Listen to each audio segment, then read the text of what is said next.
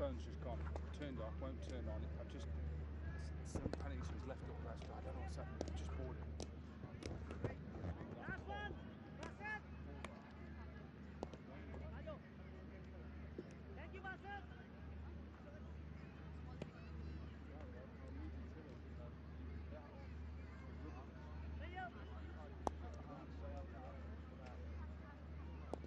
Confidence, confidence.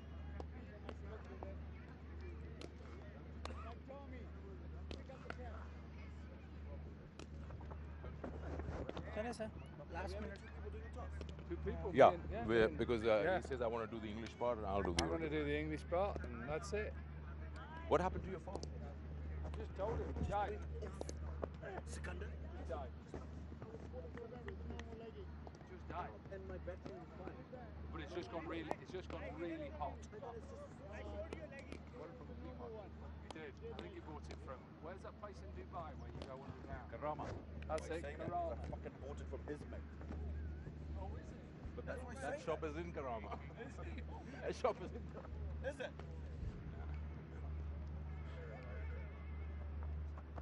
ये इतना दूर लगा है ये. Am I here?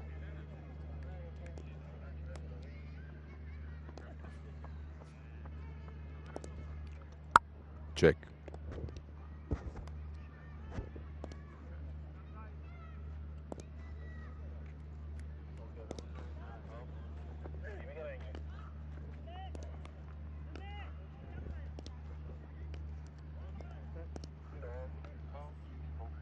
कौन टॉस फ्लिप कर रहा है?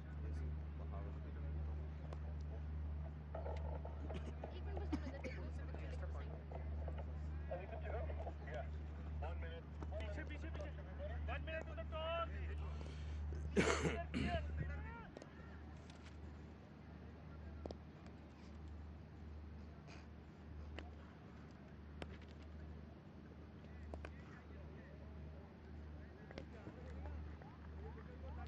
आपका कैप्टन क्या आप कैसे?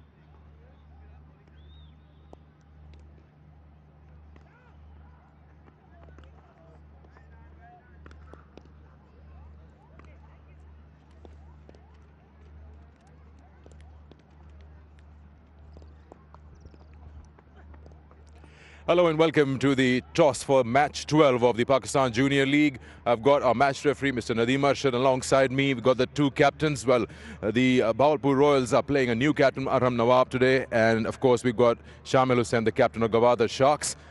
Aram, you've got the coin? Tails. Tails is the call. And it's heads. अरम एक तो नई रिस्पॉन्सिबिलिटी आज आप कप्तान हैं आपके जो एक्चुअल कप्तान हैं वो ठीक है बिल्कुल जी बिल्कुल ठीक है वो कोचेस का और उसका कैप्टन का डिसीजन था उसका रेस्ट करवाना रन्स नहीं हो रहे थे बट इंशाल्लाह he will come back okay ये बताइए करेंगे क्या करेंगे बॉलिंग करेंगे तीसरा मैच है ये इस पिच पर तो क्या एक्सपेक्टेशन है आपकी कि पहले बॉलिंग करते हुए कितना रिस्ट्रिक्ट कर सकेंगे इनको यही प्लान है उनको इंशाल्लाह 130 140 के अंडर रिस्ट्रिक्ट करना है तो बस यही प्लान है दो तगड़ी टीमें हैं टॉप ऑफ द टेबल हैं आप लोग ऐसा कर सकते हैं कि डिफरेंट चेंजेस करें टीम में और कॉम्बिनेशंस ट्राई कर सकते हैं कोई तब्दीली की है आपने जी 3 चेंजेस हैं तीनों का डेब्यू है आज तैयब आरिफ गैब्रियल एंड दानिश चलिए good luck thank you I'll have a quick word with Shamil. Shamil, again, your team also is in a position that you can flaunt with various combinations. So I'll start with that. What changes are you bringing in? We have one change. So Adnan is out and Aftab is playing. Batting first, happy to do that on this surface? Yeah, actually, I wanted to bat first. It looks like a pretty flat wicket. The conditions, they're pretty general, so there's no special advantage for a fast bowler or for a batsman. So yeah, it's basically who plays their role well. That's the team that's going to win. You're sort of in that position where you can now fight for number 1 or 2 slot in the playoff. So Is that too much of a concern as a captain, or you just want to come in, win the game, and Look, see where it whenever we come into the ground, whether we win or whether we lose, like, our main goal is to give 100% effort, as Sir Mustaq said. We just give our effort. The result, that's really not in our hands. We just give our effort, and if the result goes away, then that be it. All right, good luck for the game. Thank you. So the news down here that it's Bahawalpur Royals who won the toss and they decided to bowl first.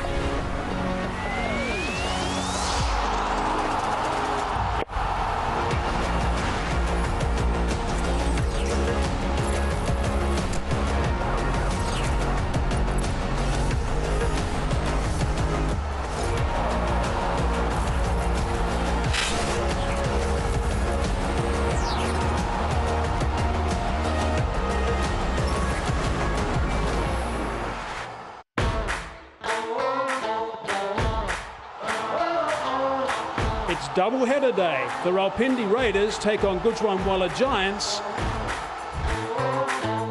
And the Raiders are in playoff mode with Hassan Isakil showing good form. Huge. It's half a dozen out of here. With Habibullah by his side and backed up by a good bowling display against the Hunters, with Afnan Khan claiming the first hat-trick of the PJL. That might be his hat-trick, yes. First hat-trick of the Pakistan Junior League. The Giants have failed to ignite the competition with a dismal batting performance from their last outing. He's gone. It's a googly. But can they revive themselves and claim a first win? Or will the Raiders prevail yet again?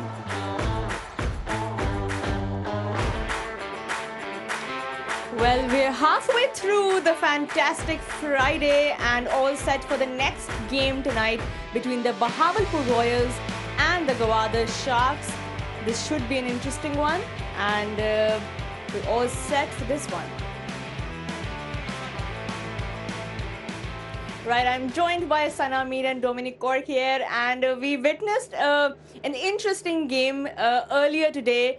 The Gujranwala Giants finally registering a win and getting those points. Let's talk about how that game went. Sana, the Raiders didn't look too sharp with the bat today. They were all out, and credit to Gujranwala with how they bowled. Absolutely, the kind of start they got, and then in the middle also they looked decent, but at the end, Matthew Tromp, I think, with him and other bowlers chipping in, they just lost 8 wickets in 16 runs. The first wicket was Isakil, cotton bowled by Tom Espinwell, and then a couple of wickets for Ali Asfand. I think the overall fielding was pretty good. The spin attack was good. Ali Asfand up the top, grabbing 2 wickets, important wicket of Habibullah, the captain.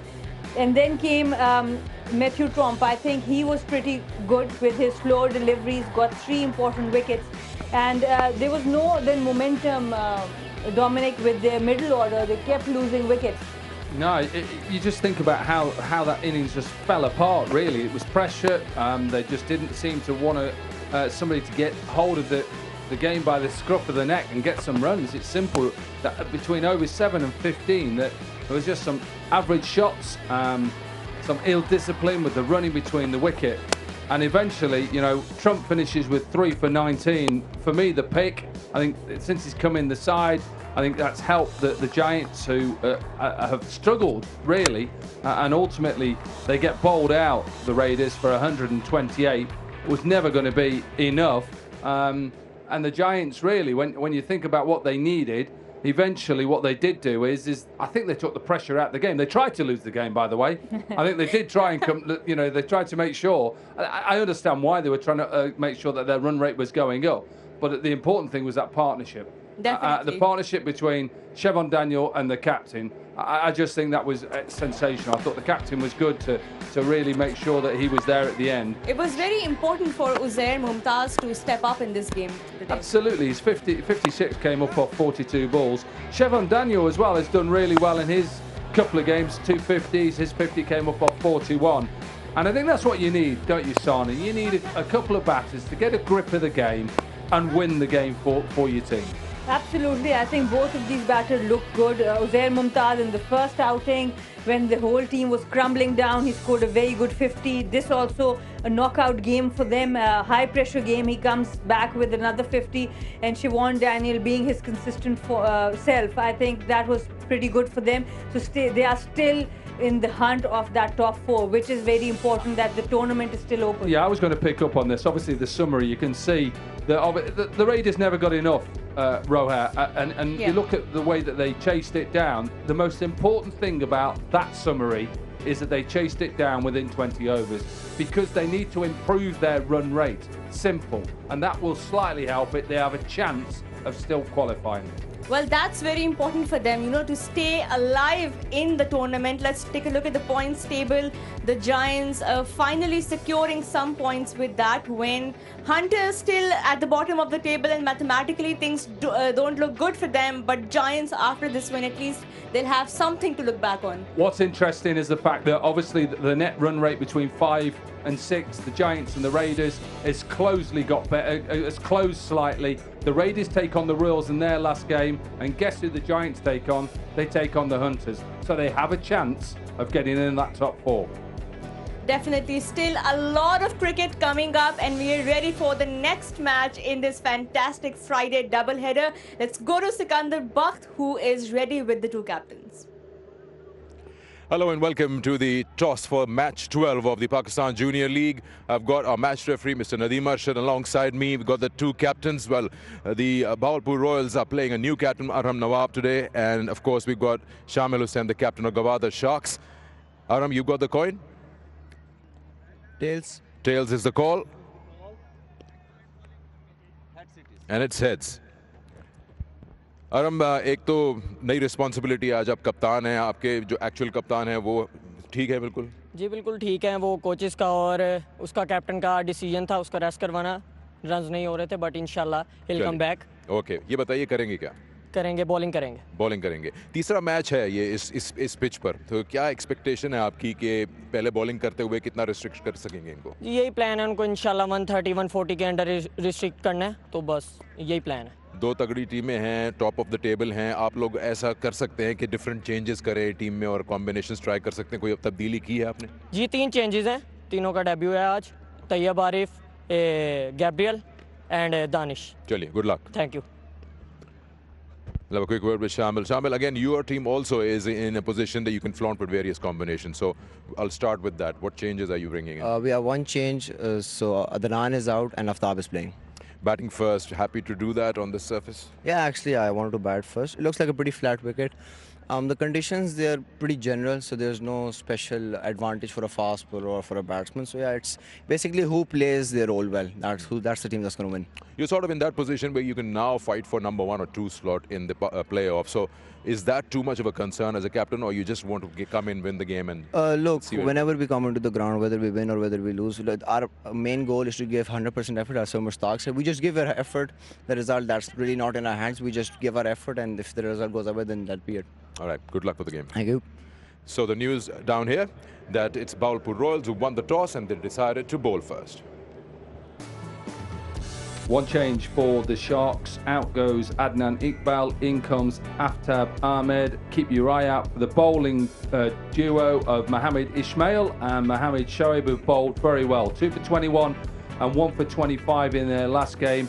And Arafat Minas, who has been the all-rounder of quite a few games so far. Also Luke Bekenstein. They're a good side. They're at top of the table for a reason. They play as a team. Let's see what they can do tonight.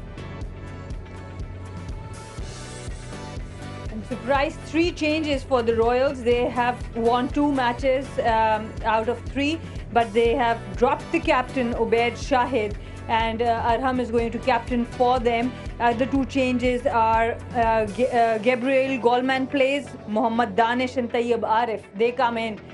So some of them we have seen, some of them we have not. The main player, I think, Shahwez Irfan will have a lot to do. Basit Ali, the star performer, and Farhan Yusuf with the bat.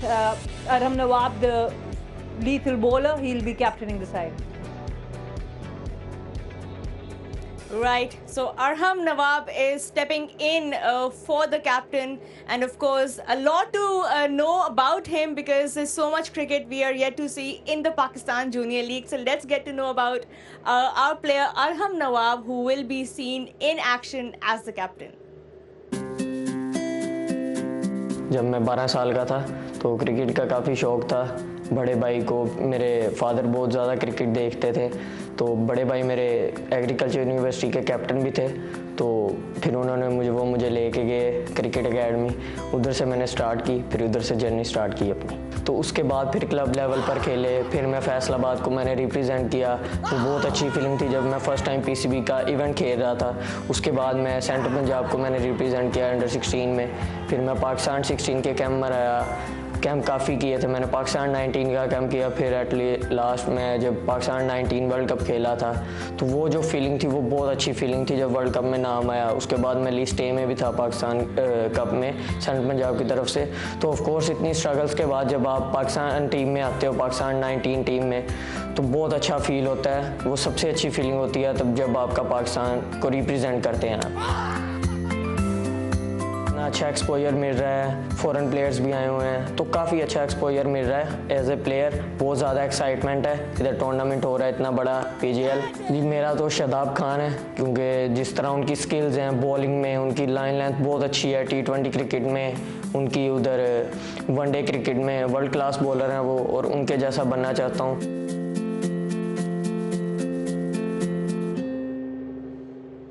Well, that was Arham Nawab stepping in for his captain. A big night for him. He needs this win. And of course, he was, Sana, talking about idolizing Shadab Khan, you know, another player that, you know, has stepped up in his role in the Pakistan team. Absolutely. Shadab has been a brilliant all-rounder for Pakistan, inspires a lot. So hopefully he can take something from his cap and execute on the field. Well, let's see what the night has in store for us. Thank you, Sana and Dom, for joining me here. That's all from us. And stay tuned for the live action. It's a top-of-the-table clash with Bahawalpur Royals taking on the Gwadar Sharks.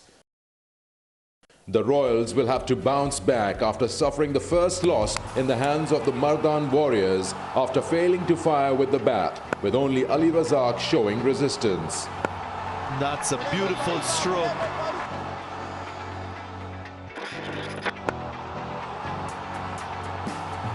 The Gwadar Sharks are riding high with 3 wins out of 3, being led by the all-round performance of Arafat Minhas. There is another. Can they secure the playoffs with another win, or will Royals claim a big scalp? It's game time.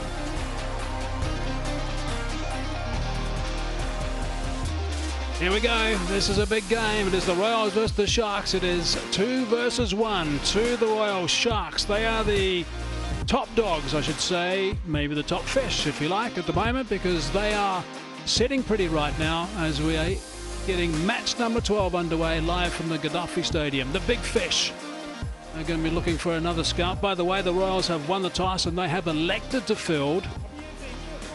So what a game this promises to be. Lots of excitement hinging on this. A couple of teams that have played really well so far. Benkenstein has played nicely. Looks a carbon copy of his dad, by the way. Had a lot to do with his dad. Played against him. Watched him play a lot over the years as well. And he looks almost identical in just about every movement that he makes. It's quite terrific to see, actually. I'm sure his dad is very, very proud of the work that his son is doing. And Samil Hussain is his partner. And also the captain. Now, the Royals have got 2 wins at the moment, and the Sharks have got 3 out of 3. So that's why they played so well. Ali is going to be opening proceedings. And Basit Ali is the top scorer for the Royals, and the top scorer has been one of the stars, actually, throughout the entire tournament. 165 runs. We'll look forward to a bit of work with him with the bat a little bit later. There is Sir Vivian Isaac Richards on the sidelines. He'll be extremely pleased with the way that his charges have been playing. You can't do much better than play 3 and win 3. Still got a little time to go. Tino, what are your thoughts leading into this one? Well, it's going to be a cracker. Top of the table clash. Sharks have been outstanding in how they've gone about their matches. 3 clear victories. They've been good as well. That's the 1 loss in the last game, of course, against the Mardan Warriors. But they've gone about their business quite nicely too. Nice and professional. The victories that they had were convincing. It's going to be a good clash tonight, I'm sure. We are now ready to go. Bang on 6 o'clock here in Lahore. You see that both these teams are pretty keyed up for this clash. Match number 12 it is. What a lovely drive first up. Wow, that is a fine shot from Benkenstein.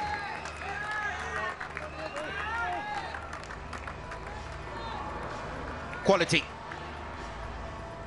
Over pitch, but you still got to put it away. Look at that. Just the check drive. Straight through the gap. Starts off with a boundary. Interesting to see if we get a little bit more swing at the start of this game, start of this innings. Under lights. Just a little bit of curve, but it's over-pitched again. Driven through the covers, the outfield's on the far side. The chase is on to no avail. Back-to-back boundaries. That's a wonderful start for Benkenstein. Well, over-pitched first ball, you can understand that. Maybe it's a loosener, but you can't do this 2 balls in a row. Not to a player like Benkenstein anyway. Wow. I don't know if he thought that he was going to get that close to the ball there, Hazy. I think it was a dive into a swimming pool in his own mind.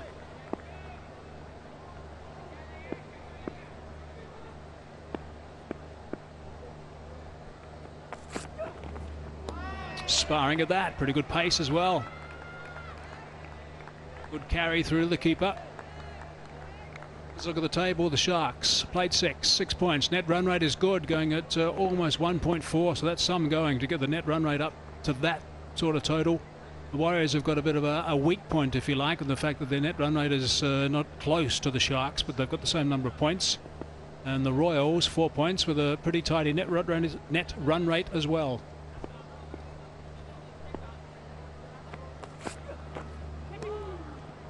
A little bit wider that time.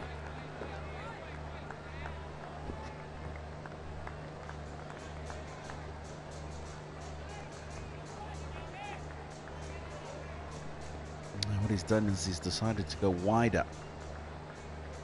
He's got to be careful with that. I'd rather see him correct the length and keep the line he was bowling as opposed to just go wider, because the opportunity to play the ball through that offside expanse is still there. A little bit concerned about anything in the arc, if you like, for Benkenstein. Anything that's slightly pitched up and is going to be around about the off stump again that he can drive. That's why he's just going a little wider, I presume, to get Benkenstein to reach for it like he did the last one with no real connection.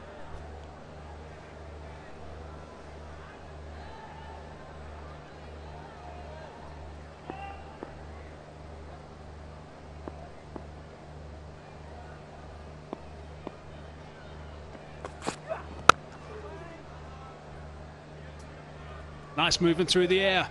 Couple of boundaries at the start and then tagged it back nicely. 8 for none.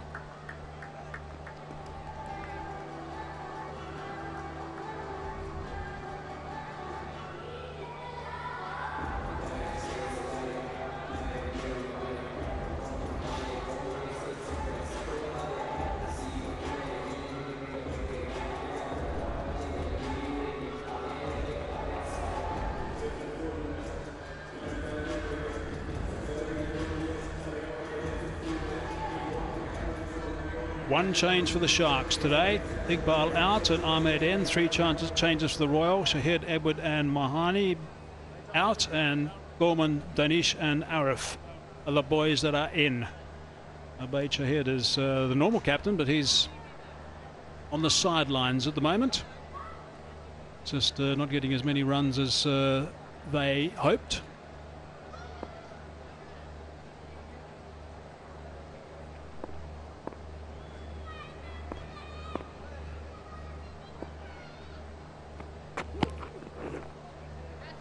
Bit of exercise for the umpire. Zishan just slides down that leg side first up. He's done this throughout the competition when he's come on first up, Hazy. Struggles to get his radar going early, and in particular to the left-hander. Once he gets going, good pace behind the ball, hitting good areas, good bounce. Yeah, if he gets it right, he's going to be a handful. He's also going to be a big lad when he grows up.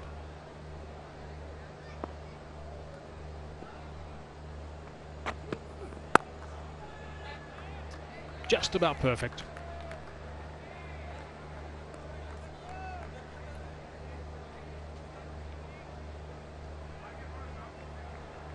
Genuinely will try to swing the ball into the left-hander. And that's why I prefer seeing him going over the wicket. Angle the ball across the left-hander. It swings back, it swings back. Opportunity for LBW or a bowled. If it carries on, then you can expose that outside edge as well. On his toes, slight misfield. There was a scamper through for one. Got to keep it nice and tight in that inner ring.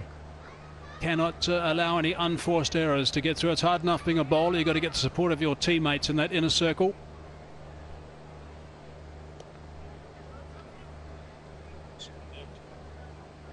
Now that last bounce before it got to the fielder looked like the ball just kept a bit low and skidded, and that's why he's had that misfield. Change of angle now to Benkenstein, going to over the wicket.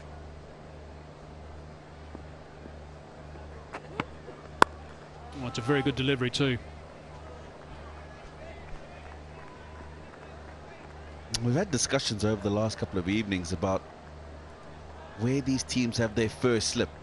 Hazy, wicketkeeper, and quite often a gap between the two of them. We've seen a couple of balls go through that gap. Have a look at that. That's almost second to third slip where that man is standing. Now in T20 cricket, in my opinion, get him close to the keeper. If the ball goes wide of him, there's an opportunity for third man to run around and stop it. Particularly to Benkenstein, who sometimes doesn't quite get his foot going towards the ball outside off stump.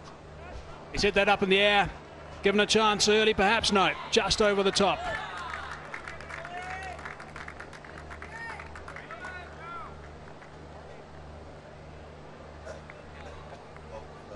Bit of extra bounce from the tall man. Benkenstein perhaps a little bit impetuous.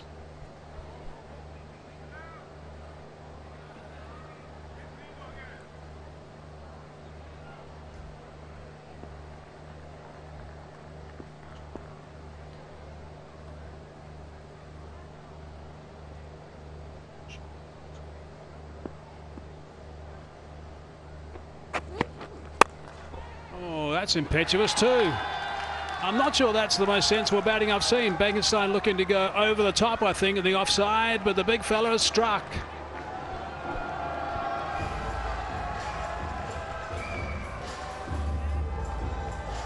Early wicket for the Royals, and this is unnecessary. We've had a good start. 12 on the board, halfway through the second over. Hit a couple of really sweet boundaries himself. No need to be as adventurous as that at this stage of the innings.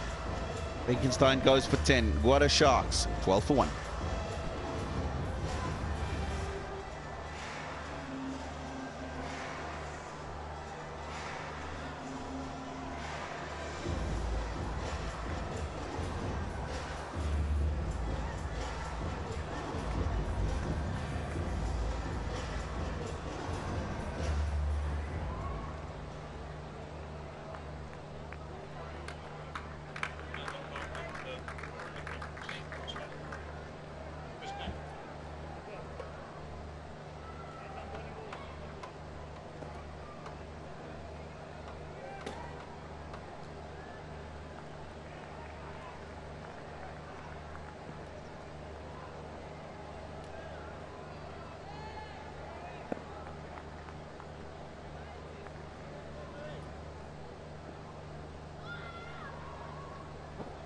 Daniel Ibrahim now. Last ball of the over. Good channel as well. Good stuff from Zishan. Picked up that important wicket. He's a good player, Benkenstein, but he's gone. 12 for 1.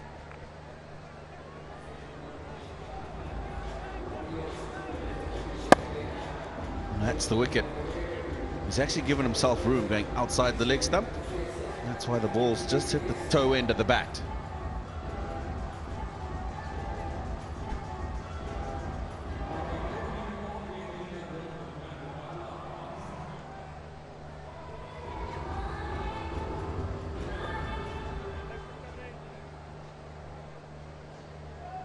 What I've seen from watching Benkenstein from the start of this tournament, he's too good a player to play that sort of shot. Those 2 boundaries he got straight away were terrific, and I think by the mannerisms he was showing as he walked away, he was given the impression that he should have gone towards the ground as opposed to in the air. Bowled him, I think. No, LBW. Right in front. Kept a little bit low, perhaps. The Sharks have lost another one. Well, they know how important this wicket is. It's the captain, Shamal Hussain. It's going across the stumps. Oh, that's hitting plumb in front.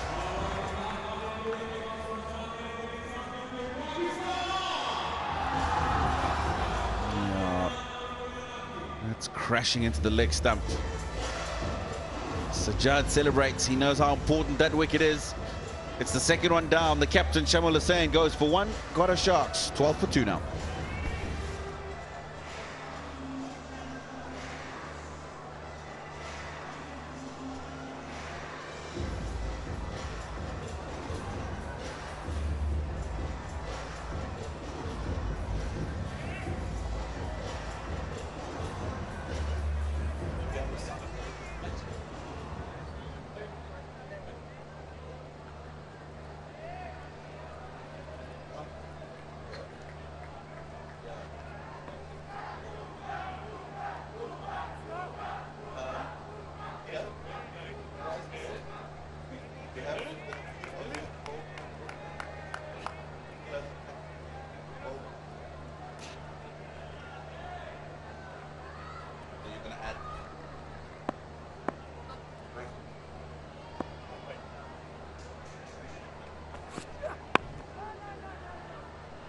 Gee, what a start this is. The Royals have really set the cat amongst the pigeons here. A couple of big wickets right at the top. Oh, okay, you might say it's kept a little bit low. Fair enough, but really a ball that's that straight should be looking to play a little bit straighter. Yeah, there's no excuse for getting that far across. That's the problem. See how happy the Royals are at the moment. And that goes past the outside edge. There's an appeal from the bowler only. Not out, screams the umpire. Just maybe a little bit of a mutter in the follow-through. Yeah, they are loving this. On the Bahawalpur Royals. They've got the undefeated Sharks. A bit of a tether early on here.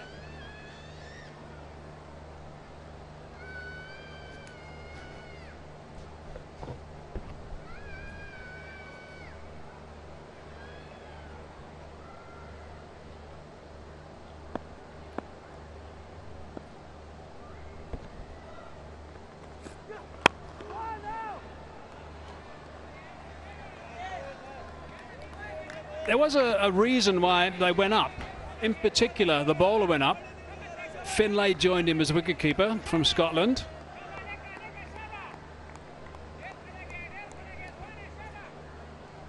The reason being is the bat actually hit the back pad.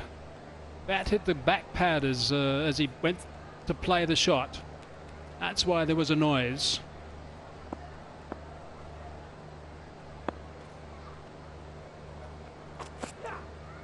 And a nice little short ball just for good luck in the middle of the ferocity out there from the Royals towards the Sharks. Yeah, not a bad option at this stage. I saw how they all converged around the batsman a couple of deliveries ago. Just a reminder here from Sajjad that he can also slip in that bouncer. Isn't it Sharks that are supposed to circle, not the other way around? Absolutely. Sharks are in a corner at the moment. Looked to go over the top and he's hit it pretty well. Has he hit far enough? Just. They come back for 2. That was pretty eventful.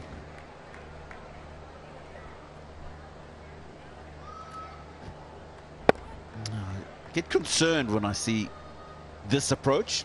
You've lost your two openers, including the captain who's been scoring heavily.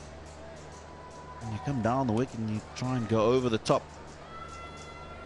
I think it's just a time where just need to calm things down a little bit, take control, start to build a partnership.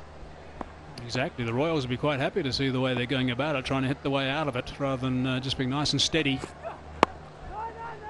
Push it around for a while. You lost two quick ones. Build some sort of partnership with some positive play. 15 for 2.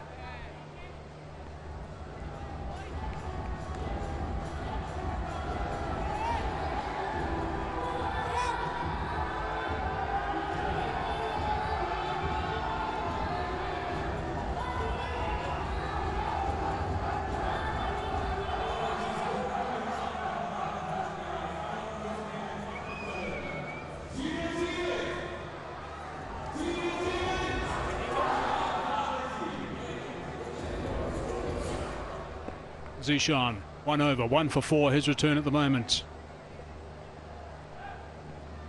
Slip in position as well, wide slip, about a second, maybe even a third. That's good connection. That's beautifully played. That's how you got to go about it. He's got good pace onto the bat. It's Mohammad Zishan. The ball will go away nicely. That's well played. He's got himself right on top of the ball, gets onto his tippy toes, and just caresses it through the offside. Just a bit of width and it was enough for Ibrahim to take advantage of.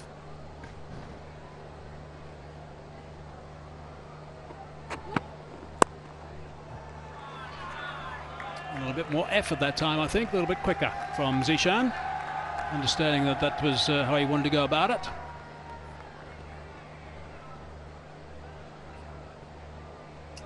Shamil has had a few issues so far in this tournament. Around the legs, hitting that leg stump quite hard. That's another one, hitting the leg stump hard again and hitting the leg stump hard with the bat. And that one dead in front of middle and leg that time.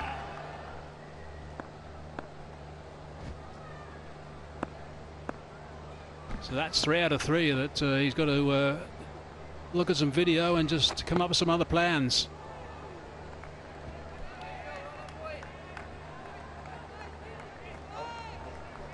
You really just can't go that far across. That's the problem. Got to make sure that you do provide some sort of protection and you don't provide an opportunity like that that's been talked about clearly. Teams have planned and also getting rewards.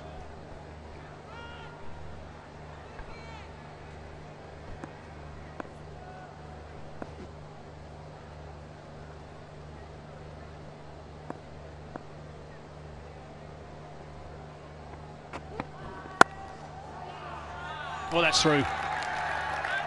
Threaded the needle for 4. That's a fine stroke all along the carpet.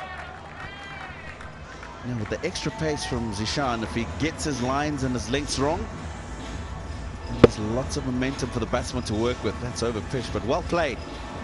Just opened the face at that last moment to thread it through the two fielders, who are quite close together actually in the covers there. That's well played.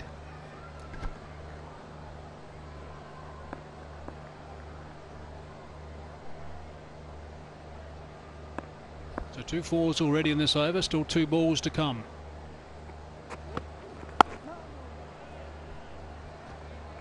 We were just looking at Shamal Hussain, and has been dismissed several times in the competition. The problem is when he triggers there, he gets his head so far across from where his feet should be. There, have a look at that. You want to be in a position where your head is more or less in line with your feet if you can. That'll allow you then to be able to go forward or backwards in a straight line. Quite extraordinary that just after the trigger, you can see his leg stump. He's almost outside leg stump. Oh, that might be another one. Cries of catch. This should be taken. Simple catch. Yep, that's another one. They've won the toss. The Royals, they've elected to bowl first, and they are making mincemeat out of the Sharks at the moment. Yeah, no surprises that it's Mohammad Zishan again. He's the most successful of the seam bowlers in the competition so far. That is a poor shot. Not short enough to be playing the pull. Simple catch for Shawaz. Without the gloves on today, it's the celebration that we've seen quite a fair bit of now in the Pakistan Junior League. Mohammed Zulkifal goes for 6. What a Sharks in trouble, 24 for 3.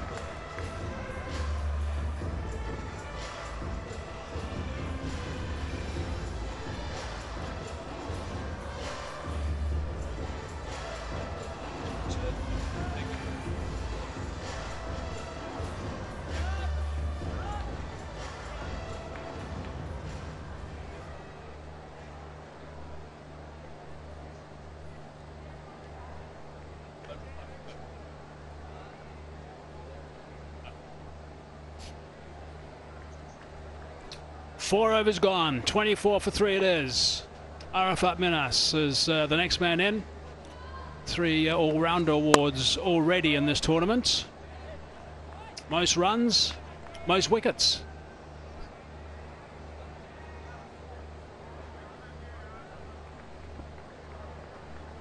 ...117 runs he scored so far. We'll take a look at that again. Just a rash shot, not necessary. That's where the team is. Overstepping.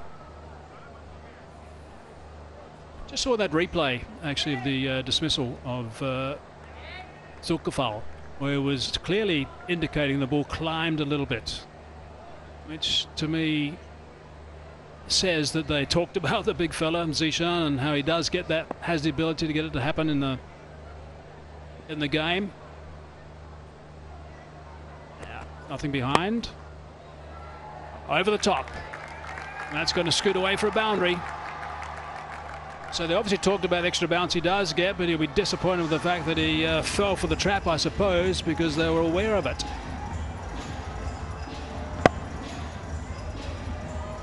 Just a release of the arms from Daniel Ibrahim.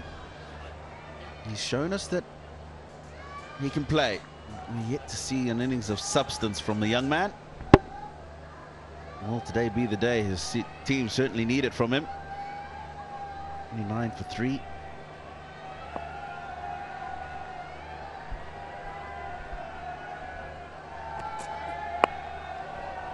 Slightly short, picked up nicely. There is protection. Should be just the one, that's all it is.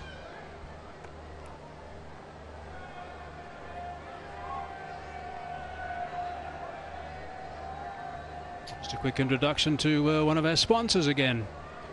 During the second game of the doubleheader, Zik Motor Oil. Unveil the reel, peel the label to win via lucky draws. Every week prizes worth millions. Thanks to Zik Oil.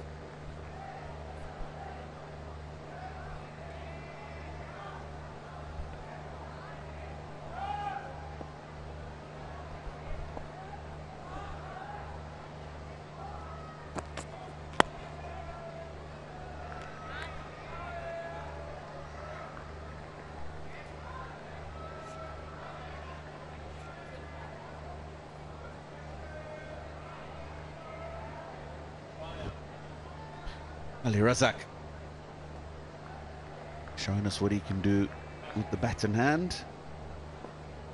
Quite handy with the ball as well. Oh, it's a nice drive. Very nice drive indeed. Over pitch and slapped through the covers for 4.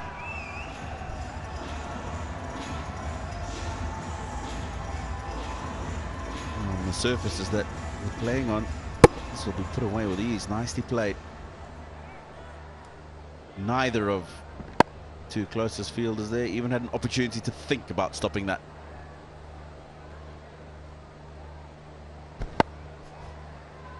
So Razak, son of Abdul Razak, his first over's gone for 10 so far, and he bowled that no ball, so there's that extra ball. And he got away with that. So 10 off the over, 5 gone, 34 for 3.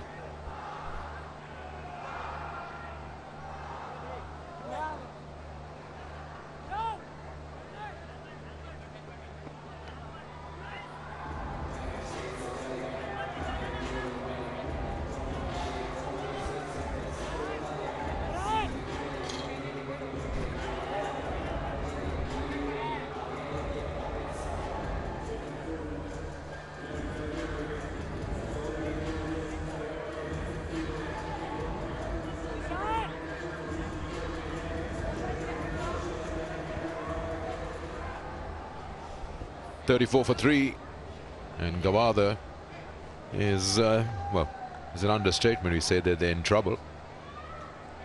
They're an attacking batting side, and that attack mode has not really gone their way. 2 wickets for Zishan. He's seriously climbing up to be the top wicket taker very soon. That one kept a touch low.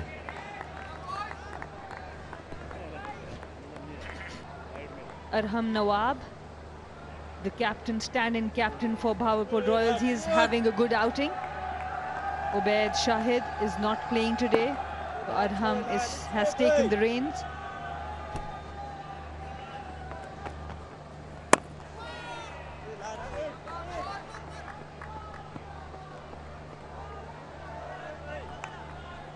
The build-up has to happen, and you need 2 people to do that every time. We've seen power play losing too many wickets. You need a partnership. Previous game 98 between Siobhan Daniel and Uzair Mumtaz, and we've seen even the Royals do that. So in order to get to 140-45, they'll need 2 batters to put their hand up and bat till at least the 15th over. And you can see the pitch is staying low. This is the 6th. This is the 3rd match. So this next innings will be the 6th innings. There's a 5th innings on the pitch. And you can already see that the ball is staying lower than usual. So maybe 140, 145 can be a fighting score.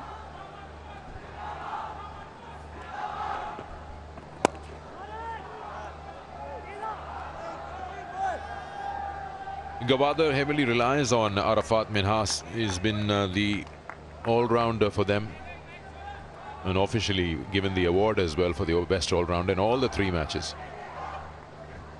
Absolutely, he has been really brilliant with the ball, with the bat, in the middle overs.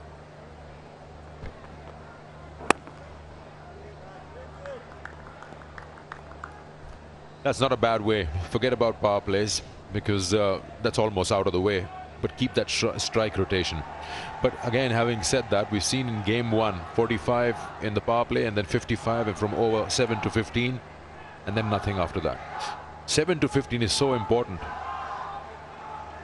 The concentration levels only on power plays and the death overs is just taking away all the action from the 7 and 15.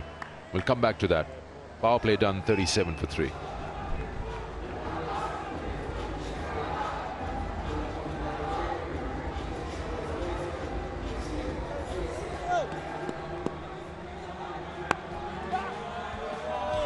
That's the power play. Some beautiful drives and then an easy soft dismissal of Benkenstein, and Shamir Hussain going in the same manner that he has been dismissed before. And some more boundaries from the bat of Arafat Minhas.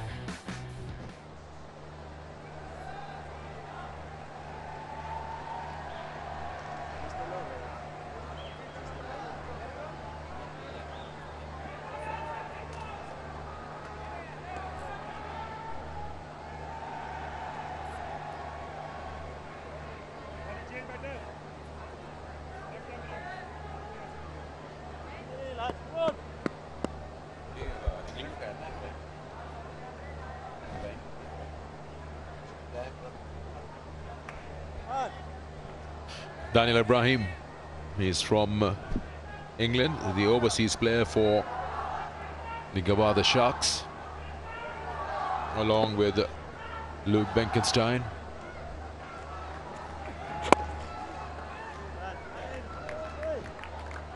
Why Bahawalpur Royals have been quite successful with their bowling is Arham Nawab and Kharotai, the Afghanistan bowler. They bowl in tandem, they bowl in partnership. He has been really good for them. He's got 2 wickets, but the economy overall has been good. And he's handy with the bat as well. He's good with the dot balls ratio as well. That's why they have won a couple of games.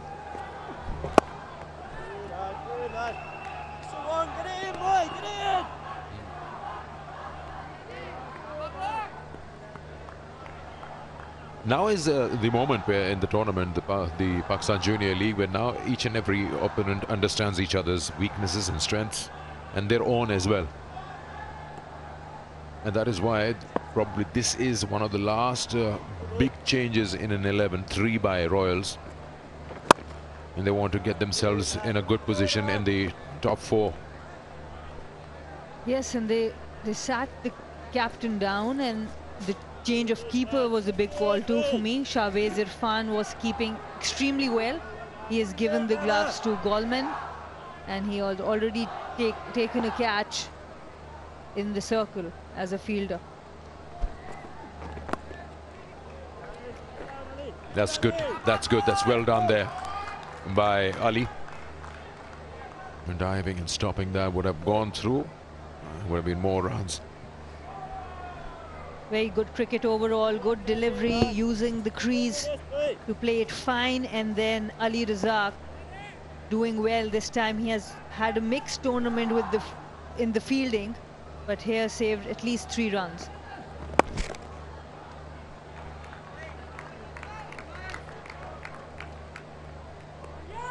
Five in the over, all singles.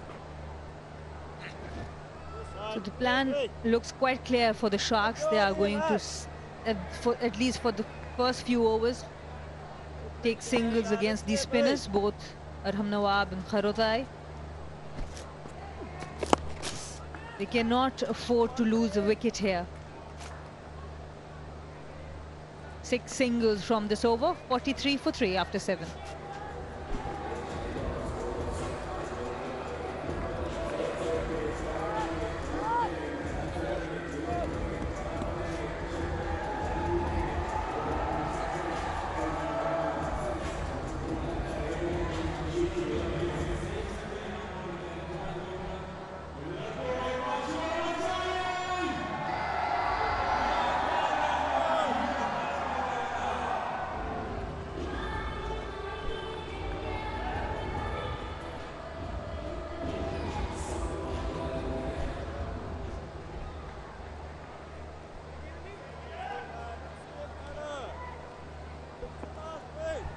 Slip in place. I like Arham Nawab's captaincy. It's pretty attacking, and he's using ball. He's already has 5 in operation in the 7 overs that have been bowled.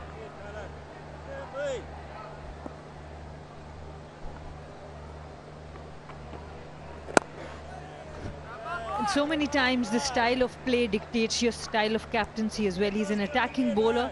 Every time he has come up to bowl, he has got a slip, whether it's a right-hander or a left-hander.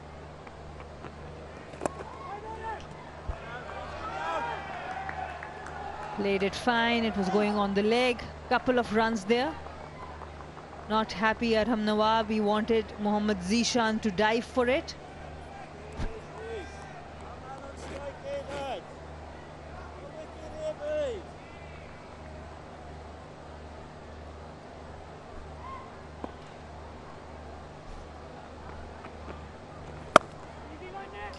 Nicely cut away. There's protection. An opportunity for the players to hit this board and win themselves 10,000 rupees for every shot that they hit. The Osaka Battery Tonic board.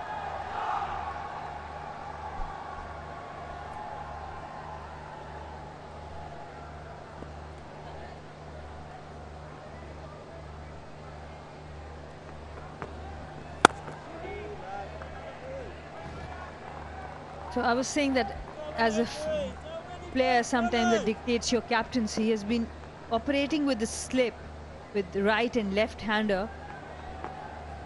in almost every game and keeps asking the question, keeps looking for wickets, which is great to see. After 8, 47 for 3.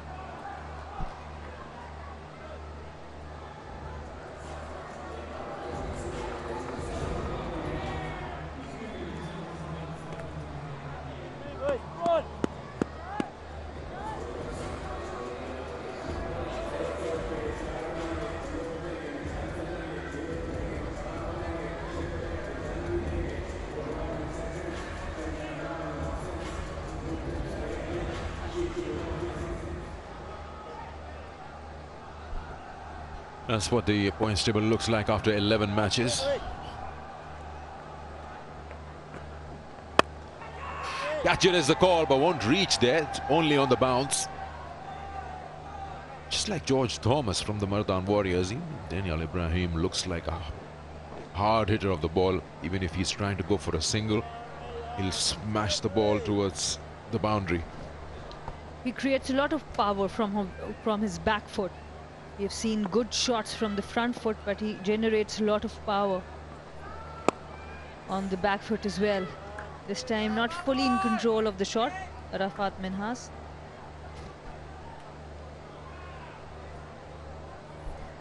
See, coming back to that, the key over 7 to 15 is so important. They always talk about scoring 50, 60 in the last 5 or getting a power play of 50, 60, but that bigger chunk sets the base of your total. It was in the air for a moment around the point area. Eventually footwork works. They might come back for the third and easily complete it as well.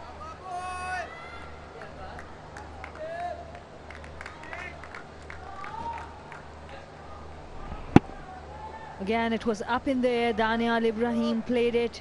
This fielder at point should have stopped this one. Bit of a footwork there. Did well, saved a couple of runs for the team. Not the best technique, but effective. That's in the air. This can be an opportunity. Should take it and has. That is a big wicket, Arafat Minhas. He went across outside the line of the ball, just couldn't get that distance. And he has been using the crease a lot, this time trying to save the wicket because the bowler went for the wickets. All he could do was try to connect that ball, couldn't connect very effectively. Good catch in the deep.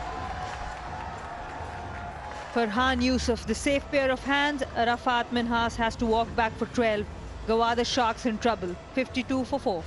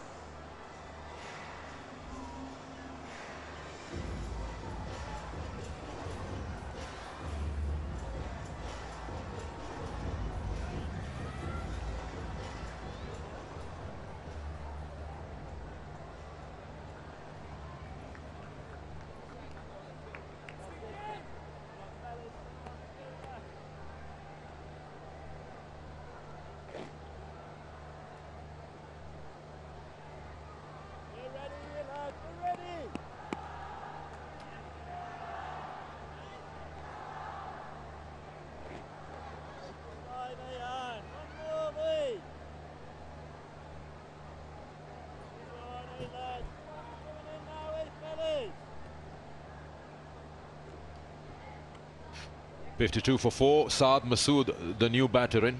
Best of 22 in the Pakistan Junior League. And just the Gwadar Sharks are sinking at the moment because they just don't seem like the side we've seen in the previous matches. There's always, like Dominic says, Sharks are biting. Now they're being bitten at. They're being hunted.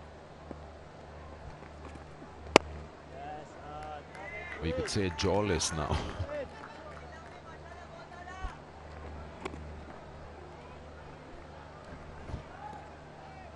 And that's the wicket of Arafat Minhas, using the crease, then trying to connect as the ball was directed right onto the stumps. Good catch in the deep by Farhan.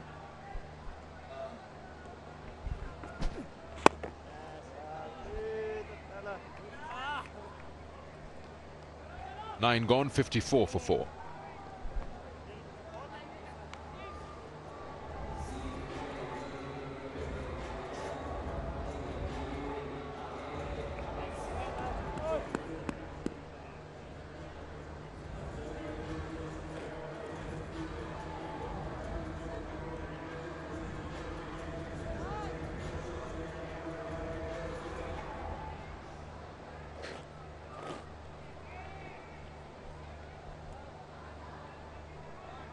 Be interesting to see that a team that has been on top of the table, what strategy do they apply now from here? They're 54 for 4 and they're almost halfway through their innings. 9 overs have been bolted at them.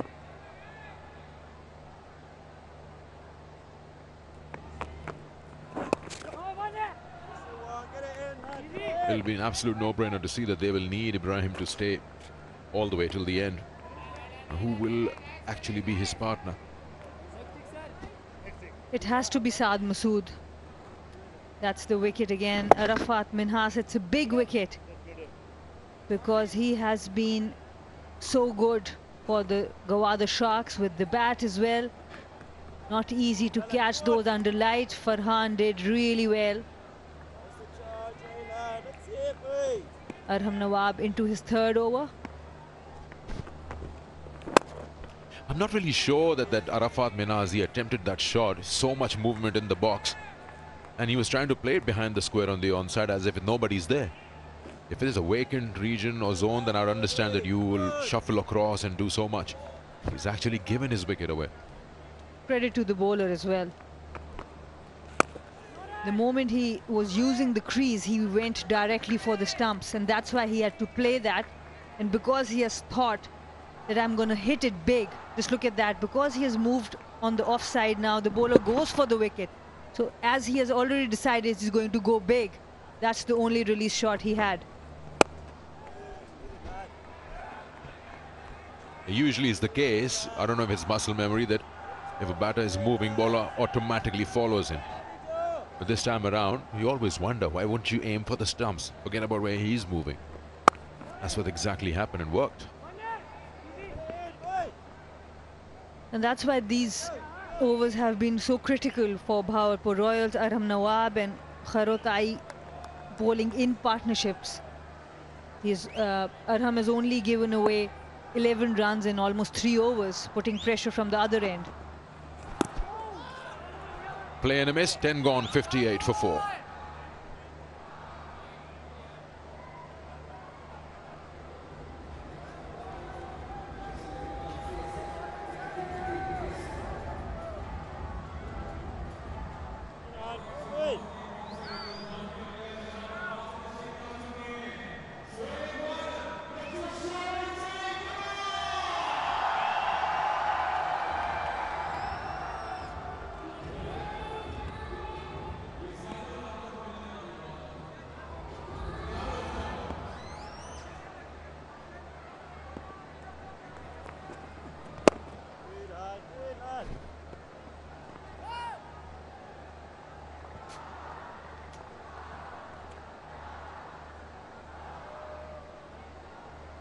.59 for 4 then. Karatai into his 3rd over.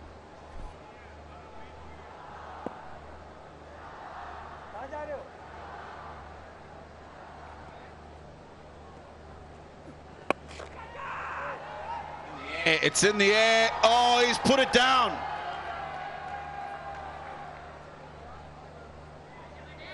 He's put him down. What an opportunity.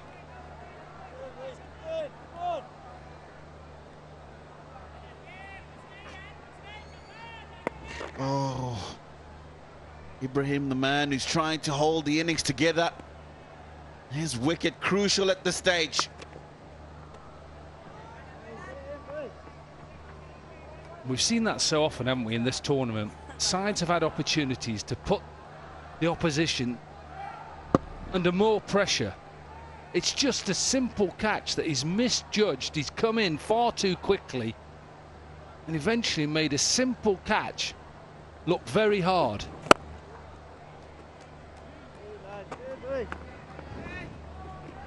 Last 30 balls, 26 for 1. Royals at the moment are in control of this game. Couple of wickets now, and you could perhaps look to keep them to 120.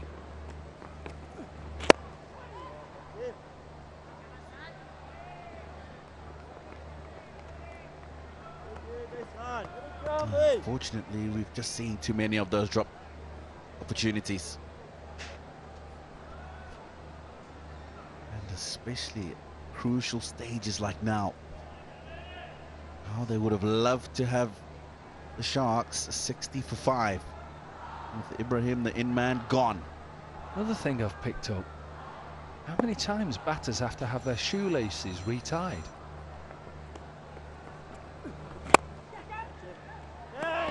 Out. May have dropped a catch earlier on in the over. This time they get the wicket, and there's the big wicket of Ibrahim, 25 off 24, and the Sharks are 5 down. He was just getting a bit carefree, wasn't he? Got an opportunity early in the over. This time he's just gifted an opportunity to show us that extra cover. Disappointment. Just looked like he was getting a bit carefree. 25 he gets, Daniel Ibrahim. Gwadar Sharks 63 for 5. Time for a drink.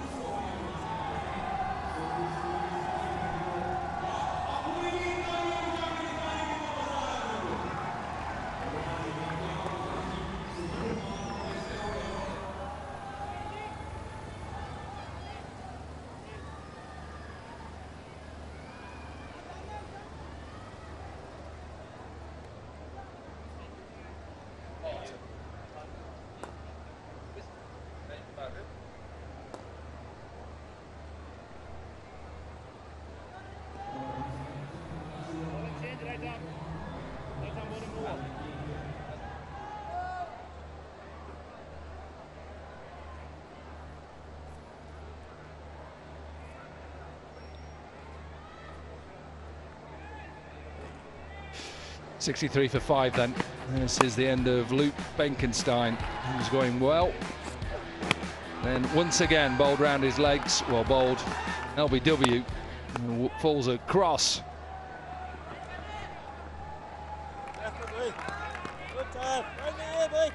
First ball after the drinks is put away for a boundary.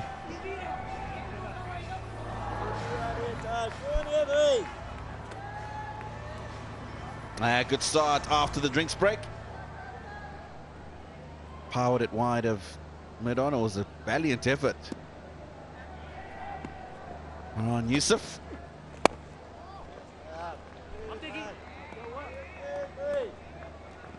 Yeah, those 5 wickets really have dented the Sharks in a way, because they've played well in the tournament so far. Top of the table. First game for Tayyab Arif. First bowl, first look at him.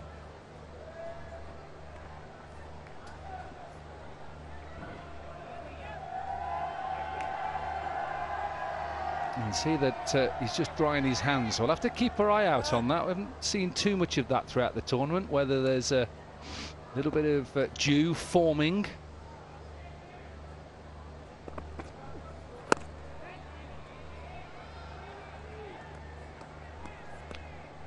Always pick up whether there's dew on buggy cam. Oh yeah, a bit damp. Wheels are a bit damp. 2 is the call.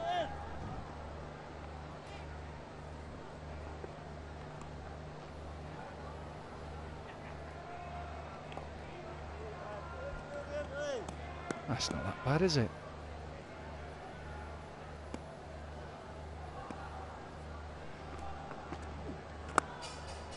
Nice sweep. Like that square sweep. Oh, good footwork. Good left foot there. Save 2, end of another over. 12 overs gone, 71 for 5.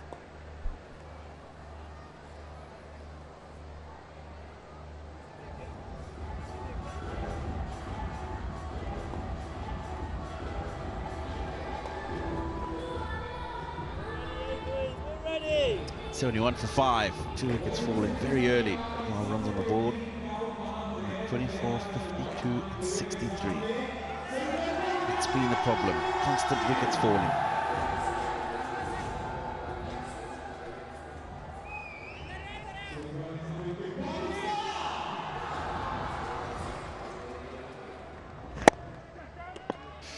Yeah, good catch. I like the fact that it was in tight as well. He's happy. Wow, that is a celebration. Actually, there's a similarity between their faces. Maybe that's a brother. Look at him. Look at him go.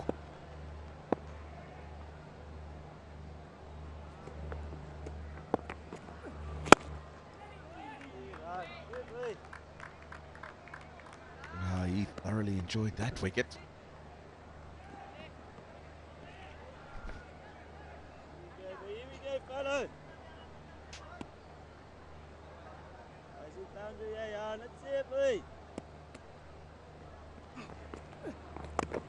Nice shot. Won't bring any runs. You'll be interested in this, Tino. Decode official smartphone partner. The PJL 2022. Visit Decode social media pages and get to win fabulous prizes. We'll try and talk to them and see whether they can help you out with your problems you're having. Thank you very much, Corky. Not good, is it, when your smartphone and it just dies on you? I'm sure Decode will come in and help you. 1 run from these first 4 deliveries.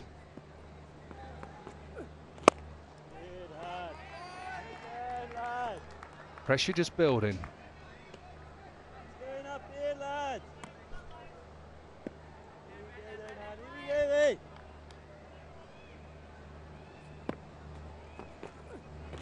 End of a good spell as well, that.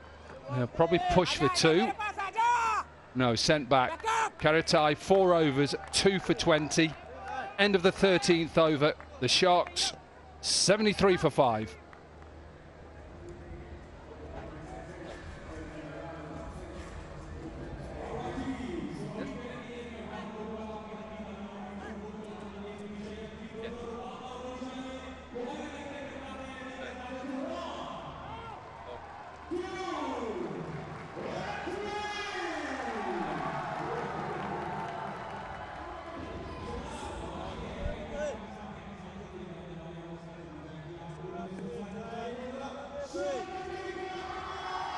1 for 11 for Sajid Ali. Zishan with wickets as well. A couple of runs there. What do you think, Tino, from here? Sharks obviously top of the table, no worries, but where have they got to get to? Now the Sharks got to be looking to get themselves to at least 140 here.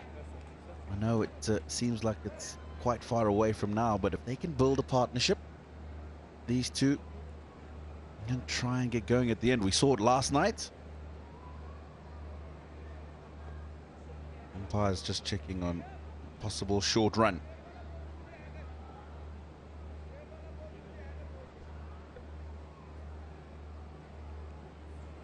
Well, remember that the bat has to go, something has to be grounded behind the line. Oh, it's so close. Come on, umpire Tina, what are you giving? That's a run in my opinion. Just got enough behind the line.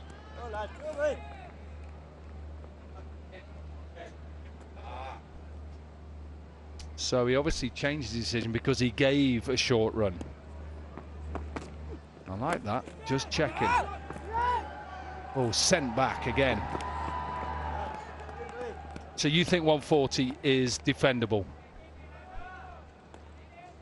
With the Sharks bowling side, definitely. I like the captain as well. He's enterprising. He's not afraid to attack. Rings the change as well of his bowlers. Pulled away in the gap. It's a good shot. Good shot because it wasn't that short, but he went deep in his crease and timed it beautifully. It's the second time he's done it since the drinks break. And it's not all that short, but as you say, because he's gone so far back into his crease, just gives himself that extra split second to be able to execute the shot. Good work from the keeper. Like that from Tayyab as well. He just held that one back a little bit more.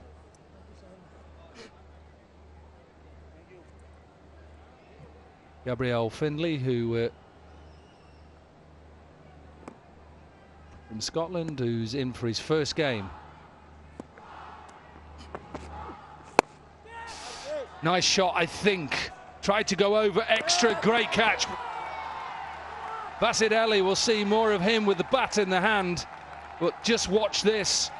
Calm, takes it, didn't worry about the boundary cushioning, and a big wicket. Pity, because it's a good shot. He just didn't manage to get it wide enough of Basit Ali at mid-off. That's a very, very good catch. Aware of the boundary. Made it look pretty easy. Basit Ali.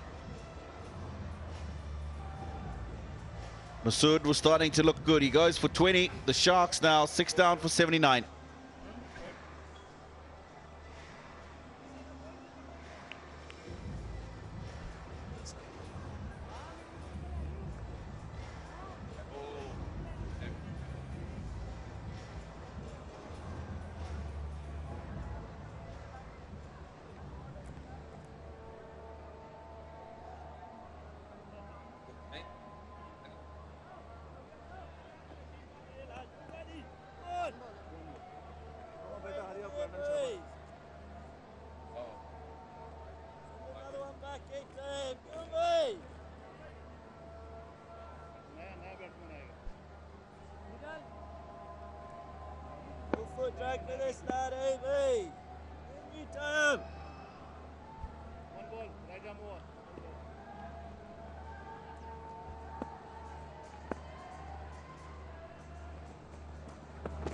Mohamed Ismail then in at number 8.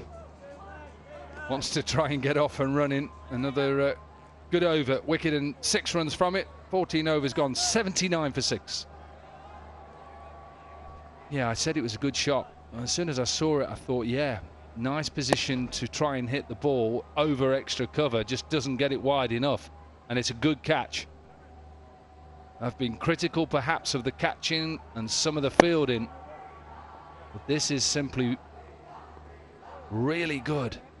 Calm, got himself into a good position. And Dayab Arif with his first wicket.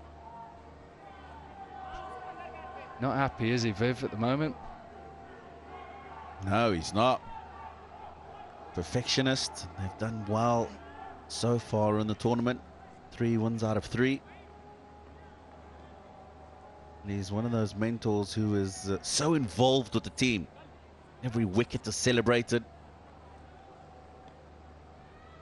Constantly geeing up his players. Pat on the shoulder at the end of the fielding innings. Really does get involved with the youngsters, and that's what you need from these mentors. I like this as well. Get Zishan back into the attack. 6 down, bowl them out. Right now, big tall man, 2 for 13. Run in, hit the pitch hard. Put them under pressure, no easy runs. Just because you're top of the table, we don't care. Yeah, they came out all guns blazing this evening for the Sharks. This is where they stand, the Royals. Lost the 1 game, 4 points. Net run rate is decent. But if they have a good win today, they could easily eclipse the Sharks at the top of the table. So it's a crucial encounter for teams. Oh, slower delivery. Yeah, when you look at that table, the Royals win tonight, and I know they'd have to probably win quite convincingly, and they could go top on run rate as well. That's what's up for grabs tonight. And remember how important it is to be in the top 2. Obviously, qualification, first one, tick. Top 2, then you have 2 chances of going through to the final.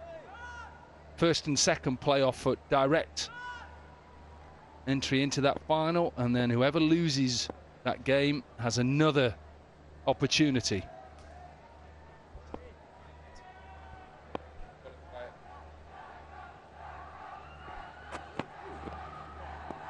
Yeah, so 1 and 2 playoff. Whoever wins that goes through to the final. Whoever loses goes into the eliminator.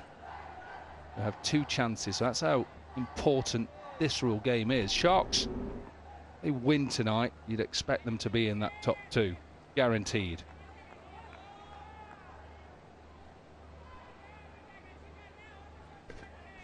And that's what they'll be looking for. But possibly then, in their last first round game, give an opportunity to some of the other players that haven't had an opportunity.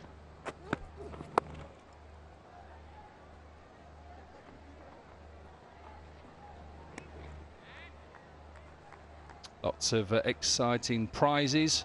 Go to Kingdom Valley PVT Limited official Facebook page and get the chance to win those exciting prizes. Guess what, Tino? You could be the next winner. No, I think there's only one thing I want to win at the moment. You want that? You want a smartphone? I know that because yours is just broken. I get it. Yeah, and also just thinking about the Sharks. You talk about what they need to get. 1-3-1. Remember they got against the Giants. Defended that. So they'd have that in mind. Remember what Viv Richards and how he talked to his players at times. Obviously, he's a mentor, not just of the batting, but the whole team. So 1-3-1 is what they got, and they bowled them out for 87. I'm sure that's exactly what they're thinking now. Last 5 overs, get 50, there's that 130.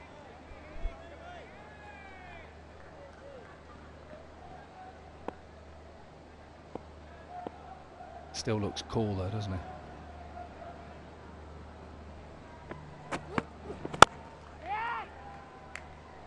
Another good over. Really good over from Zishan, just 4 runs from it. 15 overs done, 83 for 6.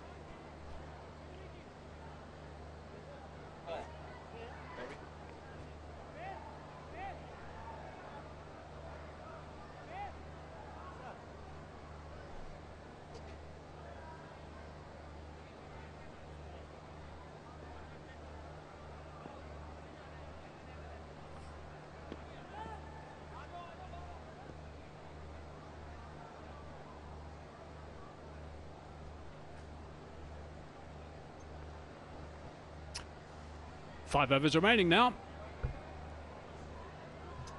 Only 4 wickets in hand. That's the important part of the equation for the Sharks. I've got to press here. I've got to make sure they can get as many runs as they possibly can in the next 5 without taking any great risks.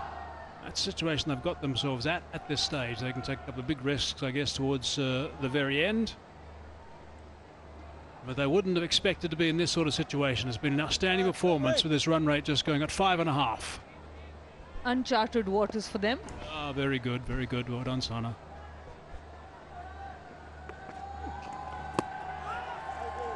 But I don't think they've finished yet. We might see that they can come back and attack the Royals.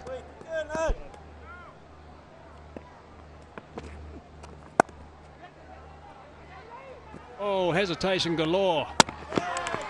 Now, they think they've picked him up. Yep, I think that's going to be the case. I think he's going to be short. I was worried a little bit, I must say, about not getting behind the stumps. I still think that's always the best ploy, to get behind the stumps. But if he got it onto the stumps in enough time, it's okay. Really good pickup at point, and then good collection by the bowler, Tayyab. Look at that, the collection. He was not behind the stumps, but from the angle where he could only see one stump, he did well. Yeah, we've seen a lot of run-outs. That's going to be one area where they're going to be talking a lot about, I think, some of these teams. That's the 7th. So the Royals have done a wonderful job so far. Can they finish him off? That's the important thing from here. Ismail goes for just a couple. 83 for 7.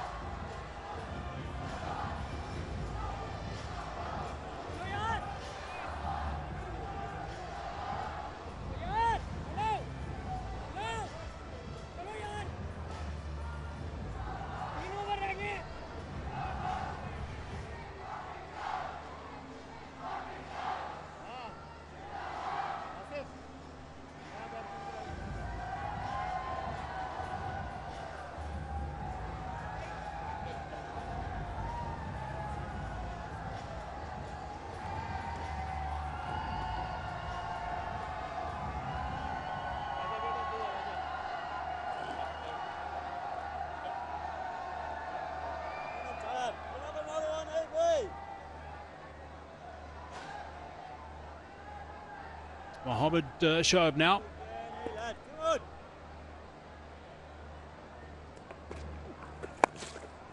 Just keeping a little bit low, but he's got enough bat on that to pick up a boundary. Yep. Just beating the man scooting around from deep backward square. A loosener from Tayyab Arif. It was straying down the leg side. It was short. Hasim Nazim doing well. The pitch is staying low now. The ball is staying low. It's the 5th innings on this pitch. 3rd match on the same pitch. Baking hot sun yesterday and again today. Understandable.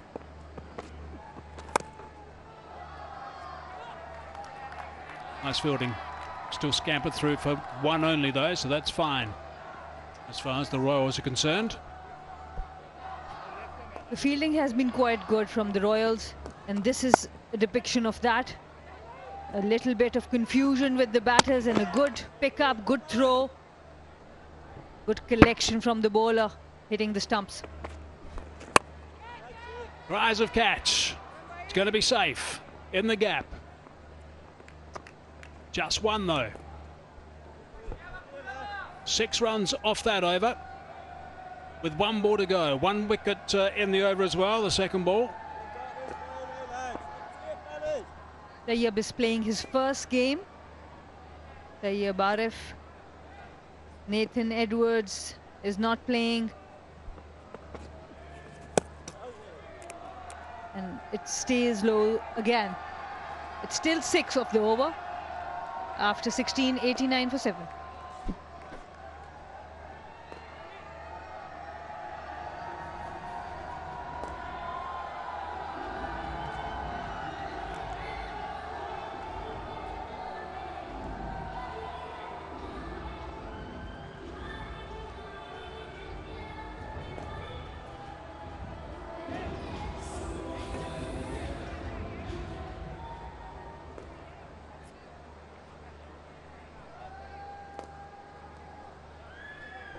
So 89 for 7 at the moment. 16 overs gone in this innings. A bit of an opportunity. And with the fall of that last wicket to really go deep now. And to clean this up. 7 down with 4 overs remaining. Oh, the batsman's not too happy. Captain Arham Nawab brings himself back. He's just given away 11 runs. Kharotai, who was bowling with him, got 2 wickets. And he has been putting a lot of pressure with dot balls. A little quicker through the air that time. They could do a little bit of extra energy, I think, the Sharks. Haven't seen too much of that so far in this innings. They have not been in this position in this tournament, so doesn't know what to do with this. They're trying to accelerate, but shots are not coming off. Yeah, the Royals are giving nothing away.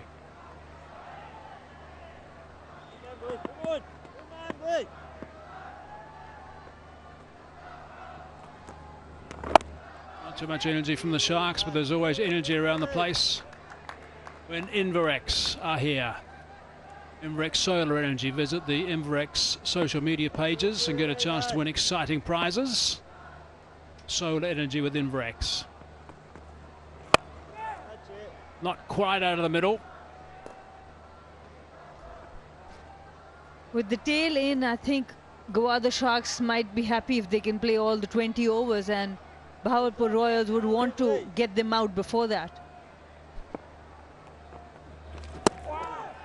Oh, that's nicely bowled again from Nawab. 3 off that over only. Very good over number 17. 92 for 7.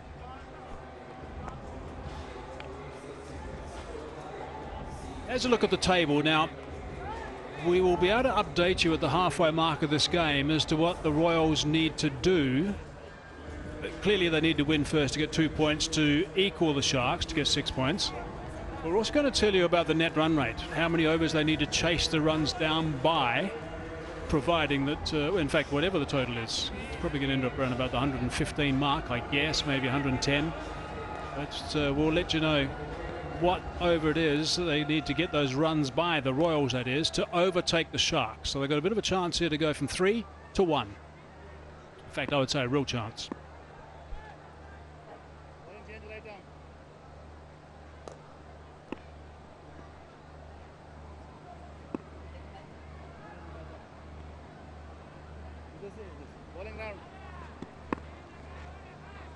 So 3 overs remaining now. Just got to get, quite simply, as many runs as they possibly can. Take a few risks. Get a little bit lucky with the odd edge, I suppose, from time to time. That'll help their cause, the Sharks. They haven't deserved to get a big total. Pakistan Junior League, a wonderful banner. Some support for Ubaid Shahid, who's not playing today. Pride of Qazians. Sajjad Ali back in the attack. That's clever bowling. He's just conceded 11 runs at this stage, and he's 2 balls into his 3rd over now. So it's been good work from the left armour. And he's got the wicket of Shamil Hussain, the captain of the Sharks. So good to see crowd here. Chairman Ramiz Raja watching keenly the product that he has brought to the world. The under-19 league. Bowled him off stump, swiping across the line. It was a full tosser. Got a little bit lucky, I suppose, but the tail-enders can miss those.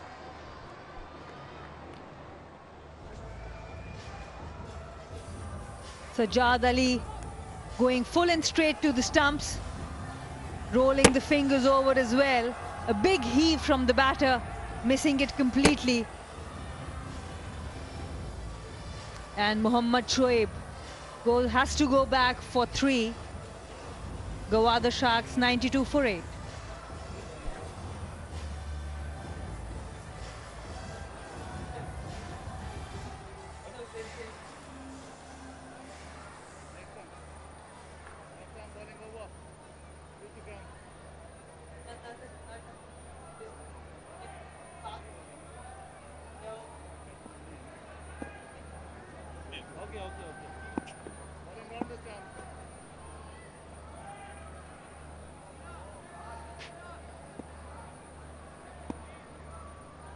Righto, what can they get to now, the Sharks? Underneath that. Right out of a sweet spot, and he's picked up a boundary. Bum bounce 4, that's beautifully played.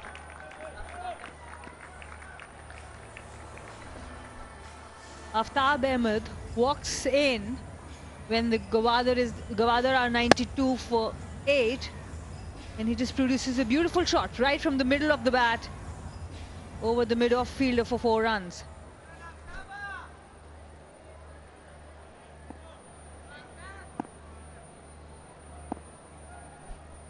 So after that shot, there's been more protection planted at long off and long on. Gone over top of covers this time. To the sweeper on the offside.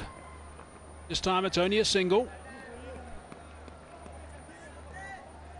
The good thing about him is he's staying low. So even though he's just facing the second delivery, he's been able to middle the time at better, where they can finish 7 runs per over, 112, 917.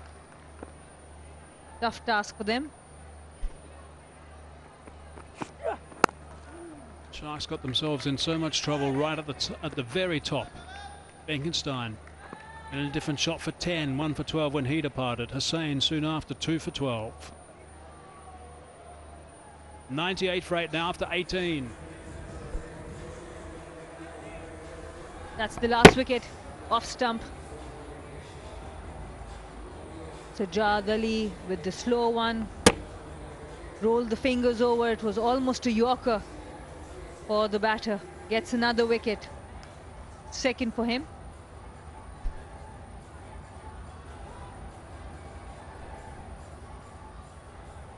Two overs remaining now. I guess they've got to try and make sure they bat the full 20. Shouldn't be too many problems with that at this stage. Just try and be there at the end and hope they can get close to that 115 mark. Both the opening bowlers with identical figures at the moment. 3 overs, 17 runs, 2 wickets. Sajjad Ali, Mohammad Zishan. They've got a good contest between the two. 1 over left for both of them. Zishan's had a very good night in particular. Picked up the first wicket, that of Benkenstein, and the third, Sulkafal. 3 for 24 when he departed as well. Gee, he's got good hamstrings as well. He's tall. Bahawalpur Royals. How did he do that? What is he, 6'9"? But his forehead on his knees. That's pretty impressive. When I saw him for the first time in the practice kits, I thought he would be the Gujranwala Giants team. Fair play, Sana. Drag that down to the short, fine leg.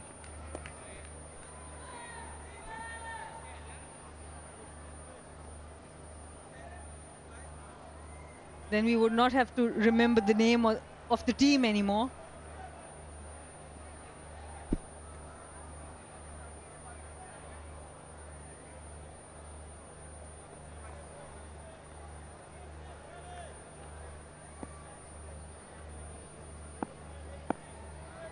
Certainly hasn't given much away, the big fella.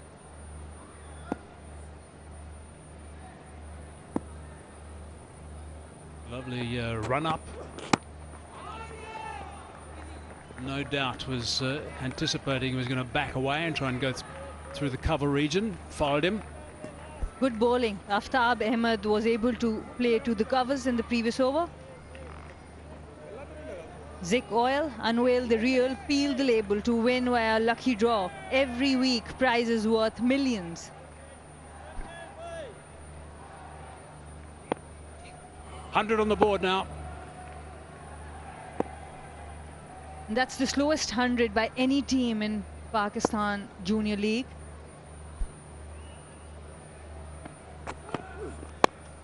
Oh, slow ball, almost got under the bat. Just got enough on it to pick up one. They're coming back for the second. And that's good running. Throw's got to be absolutely spot on to stop 2 in that situation. They're winging it around at the moment. Come back for the third. Overall, Bahawalpur Royals have been quite good in the field. Not this time. The bowler not backing up to the wicket. He was standing right in the middle of the pitch. That's where the fielder threw. There was no backup. extra runs. So Vivian Richards, he doesn't look happy.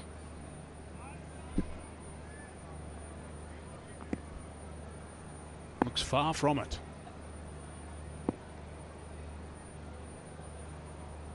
Halfway through over number 19.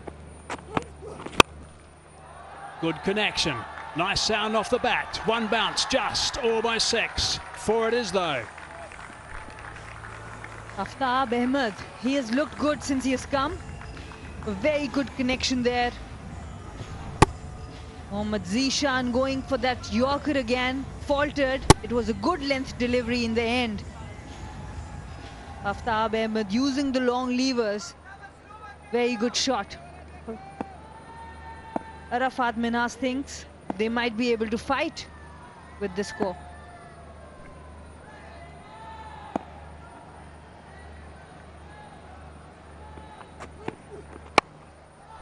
Toe end of the bat. Got away with that, just the one. It's good over so far. 10 from it, still 1 ball to go. Bahawalpur Royals will have to be careful. They don't want to leak runs at this stage. It's a low pitch. Ball is staying low, so Sharks can fight even if it's 120, 125. Well, they can bite as well. They get to that 115 mark, who knows, they might have a really good over the last one and get past that to get to the 120 mark.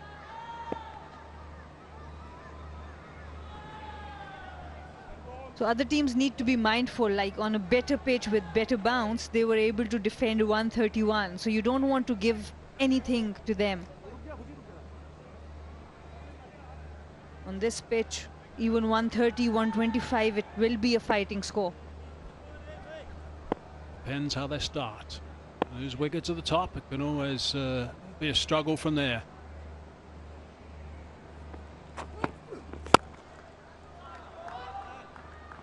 Should be just the one, so it's a good over. 11 from it. 19 gone. 109 for 8.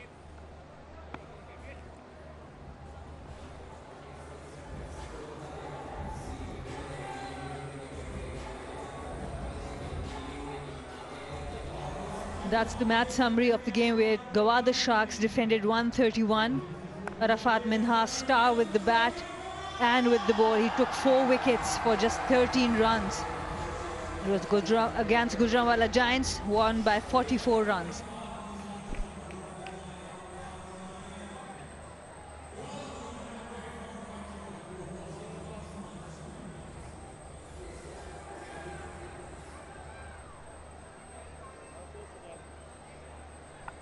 That's the sort of damage that the Sharks can do with the ball when they get an opportunity, when they get a sniff. Here we go, start of the last over. Sajid. Picked that up superbly. 6 runs off the first ball. That's it, a nice little marker. Brilliant shot by Haseeb Nazim, right from the middle of the bat.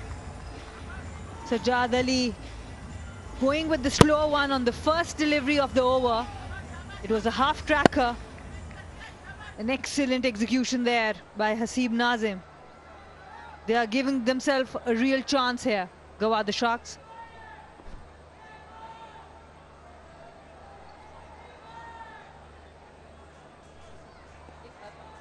Partnership of 23 off just 10 balls.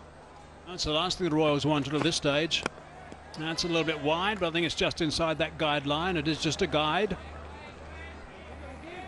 Good comeback. Good comeback from Sajad Ali.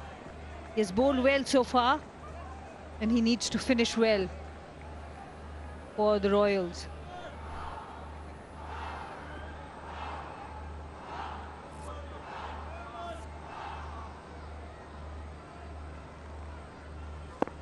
Light towers were upgraded in the '96 World Cup. Very impressive. Hard into the ground. They should try and come back to the second. They think about it. Took a little bit of time before they turned. Safety home for 2. Very impressive partnership at this point. When 8 wickets are down, 25 of 12. Will that be the turning point for the Gwadar Sharks? They have got 3 wrist spinners in a good fielding side, very good seam attack.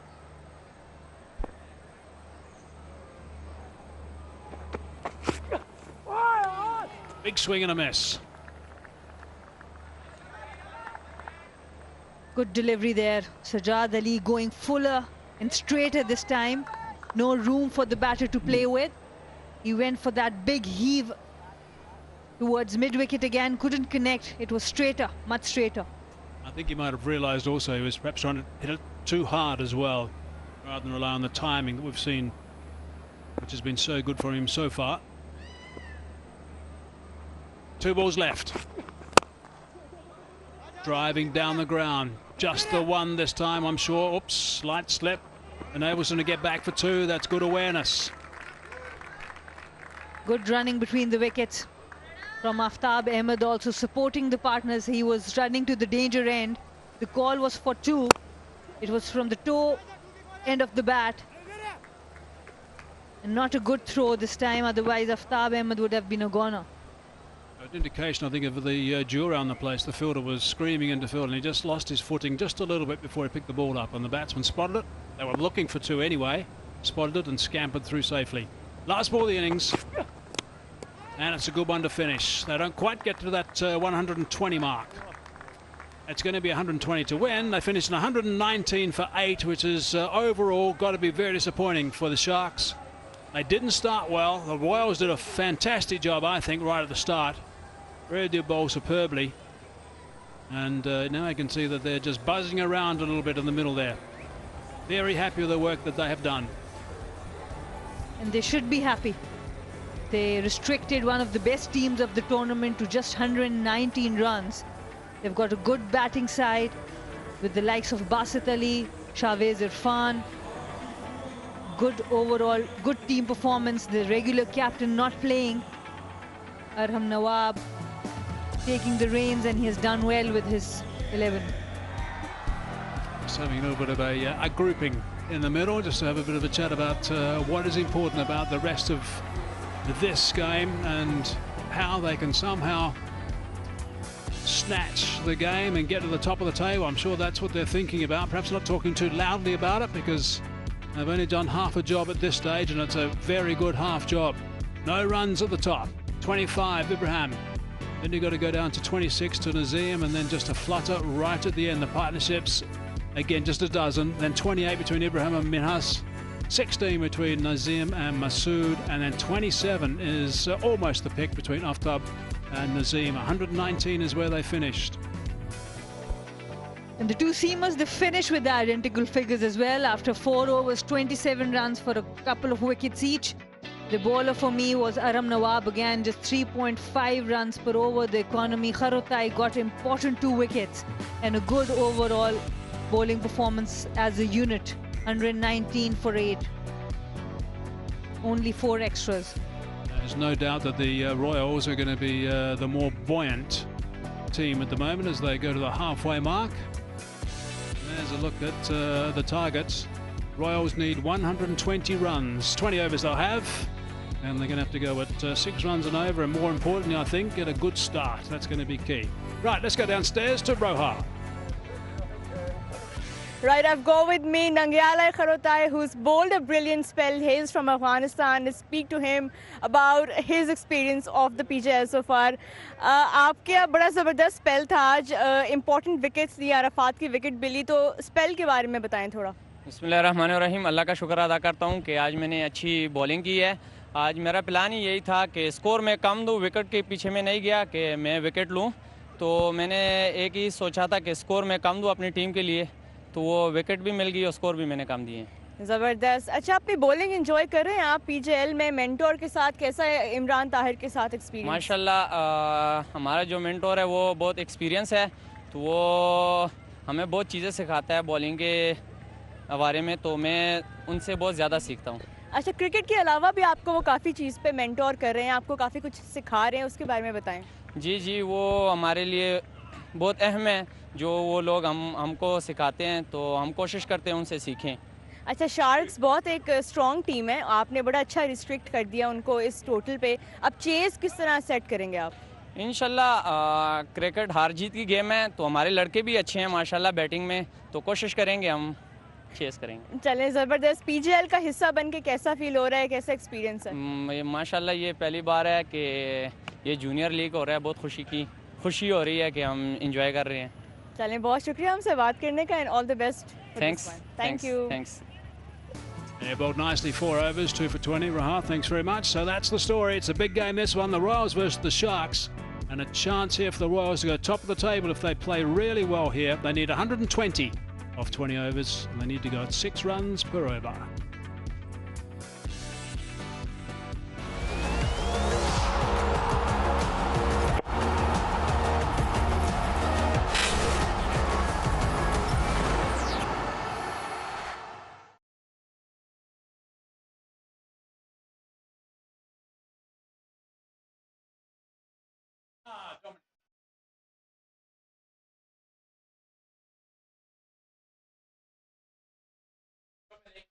How long we got to beat?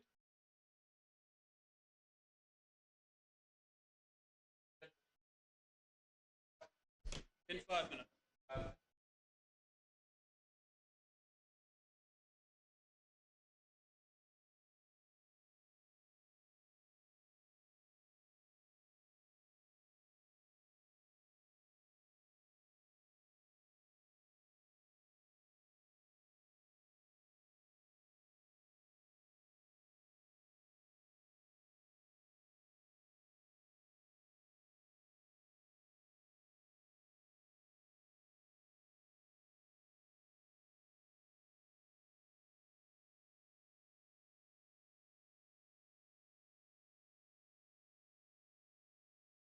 In-house, get out.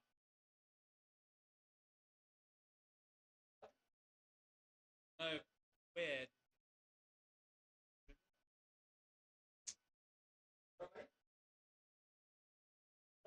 Abraham got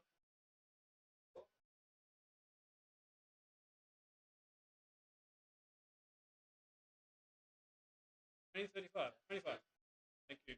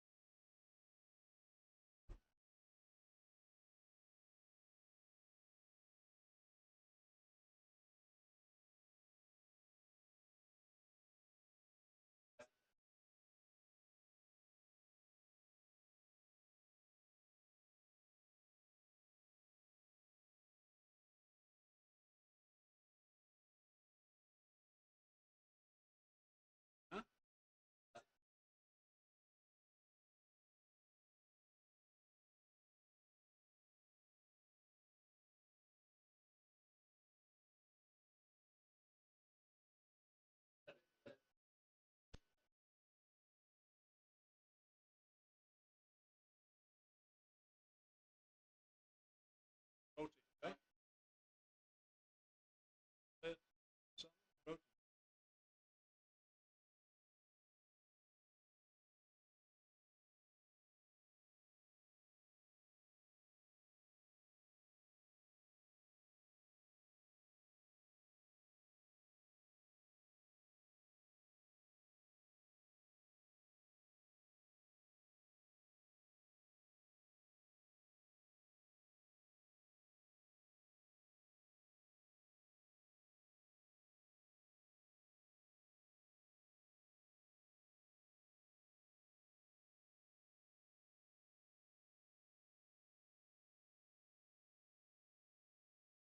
That last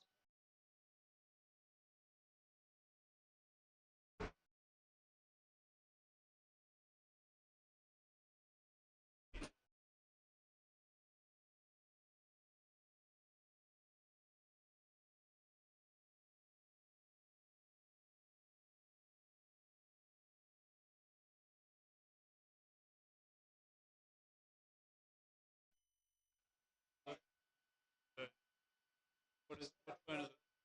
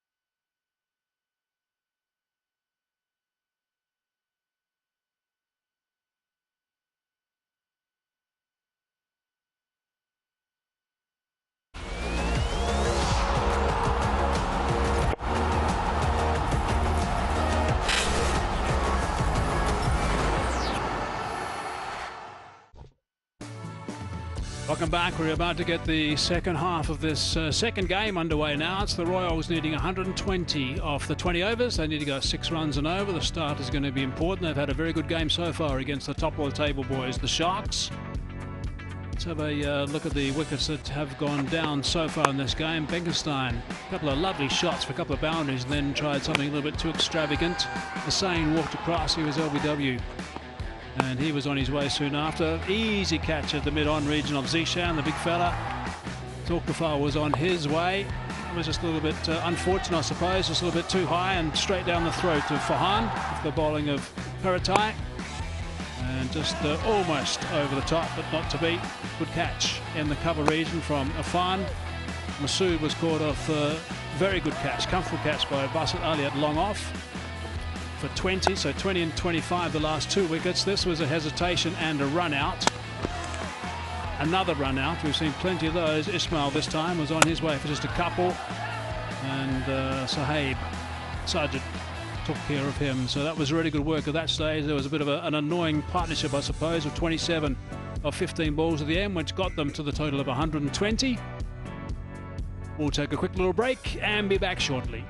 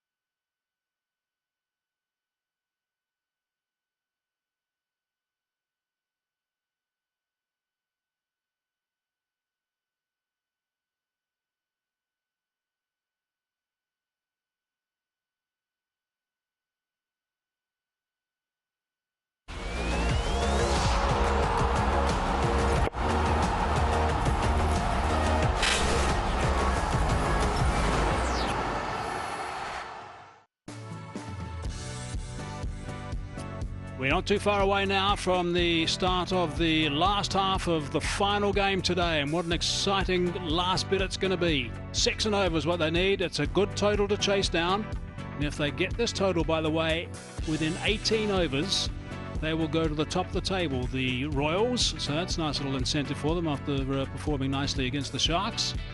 Now there's the green cap, which is for the leading run scorer, being presented to the Javed Miandad cap, being presented to Basit Ali for the runs that he's scored so far. The blue cap was awarded earlier today to Afnan Khan.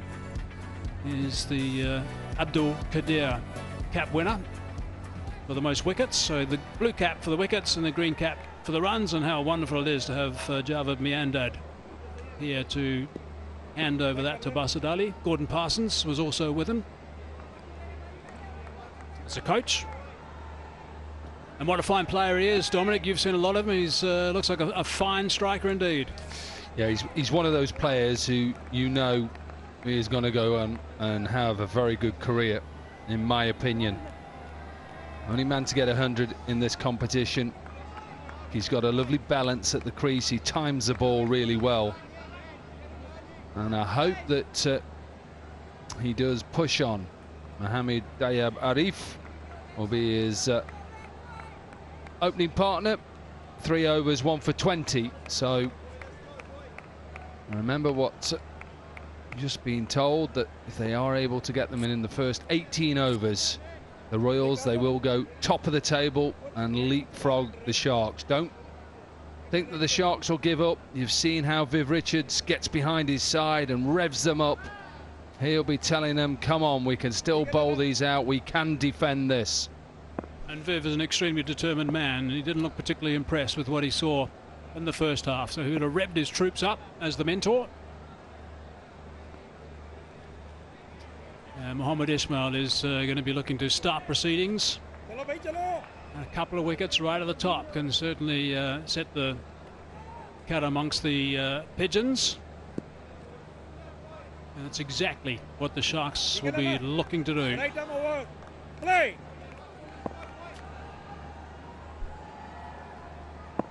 Basit Ali to face the first delivery.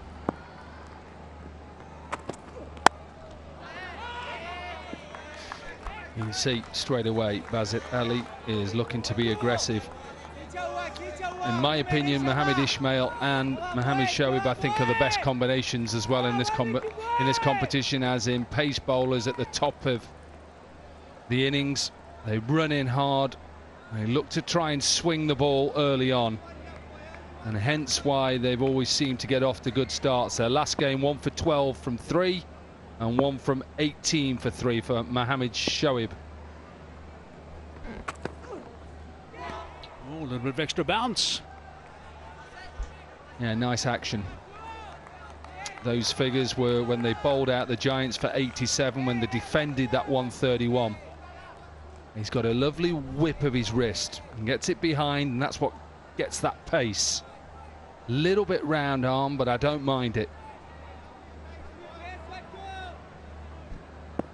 Basit Ali's clearly blessed with strong wrists. It's the way he likes to go about things. Oh, fancy missed out there. He's been in the sort of form that he could put that sort of ball away in front of square on the offside. Yeah, I know you were talking about it earlier, there wasn't a lot of chat between the fielders. And you were looking at previous game. The Giants, who were lost 3, were really quiet. It's so much different. Listen to the Sharks. Look how they all get in together and they back the bowlers. Cries of catch it, but it's found the gap. It was in the air past that inner ring.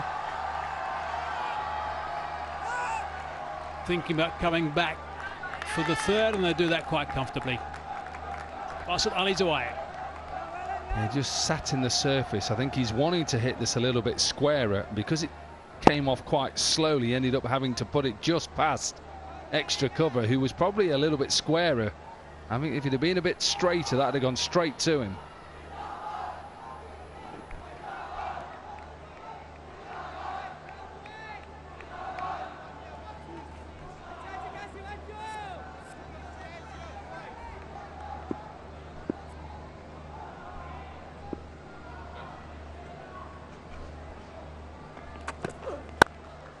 What a shot that is. My goodness, pick the bones out of that. Goodness gracious.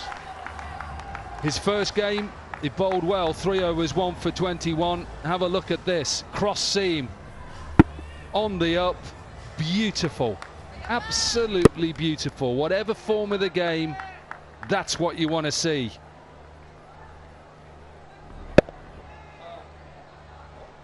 Simple, simple, simple. No excessive movements. Good solid stride towards the ball, driving on the up. What a delight to watch that.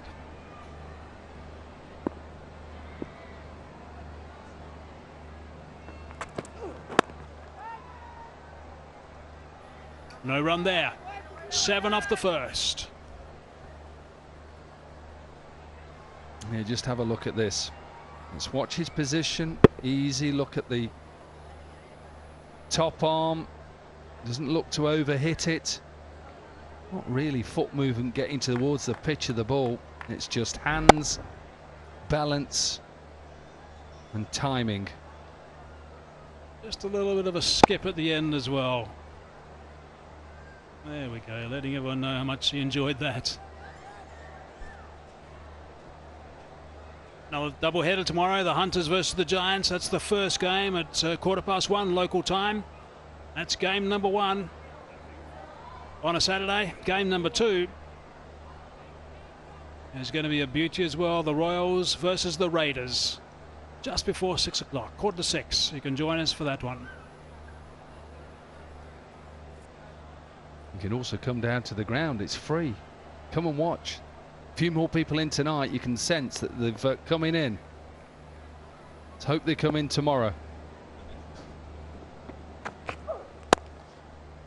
Reaching, it's burst through the covers.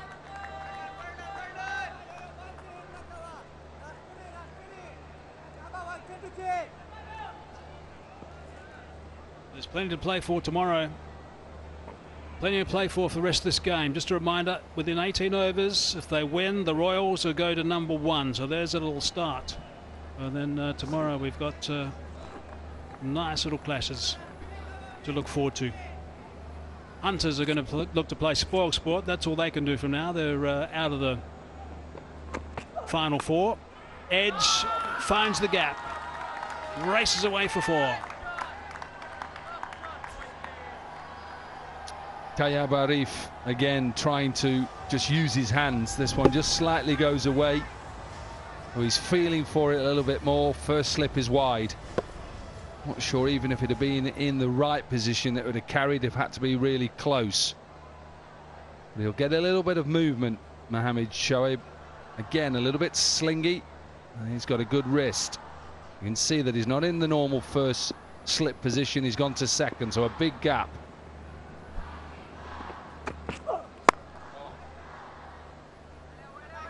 Means that the keeper is someone who is comfortable in covering the ground. He's the one that would signify how far he wants that slip to go and how deep he wants it to go. Maybe he's a little bit deep in this sort of situation where it's just starting to keep a little bit low later in the day after a couple of scorching days in the sun, this pitch.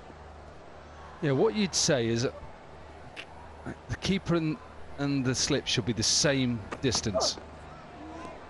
And actually, as he was running into bowl then, he was actually walking forward, wasn't he? Yep, he was.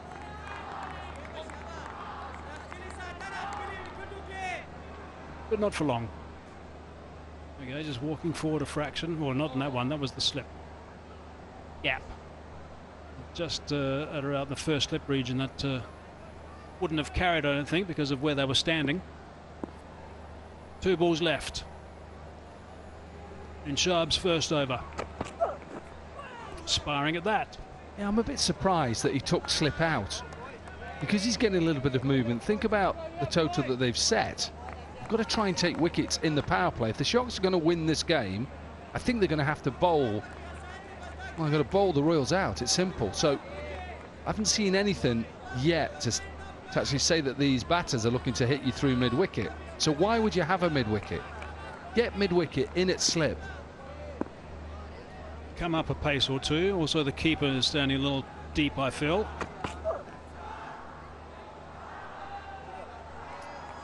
5 off that over, 12 for none.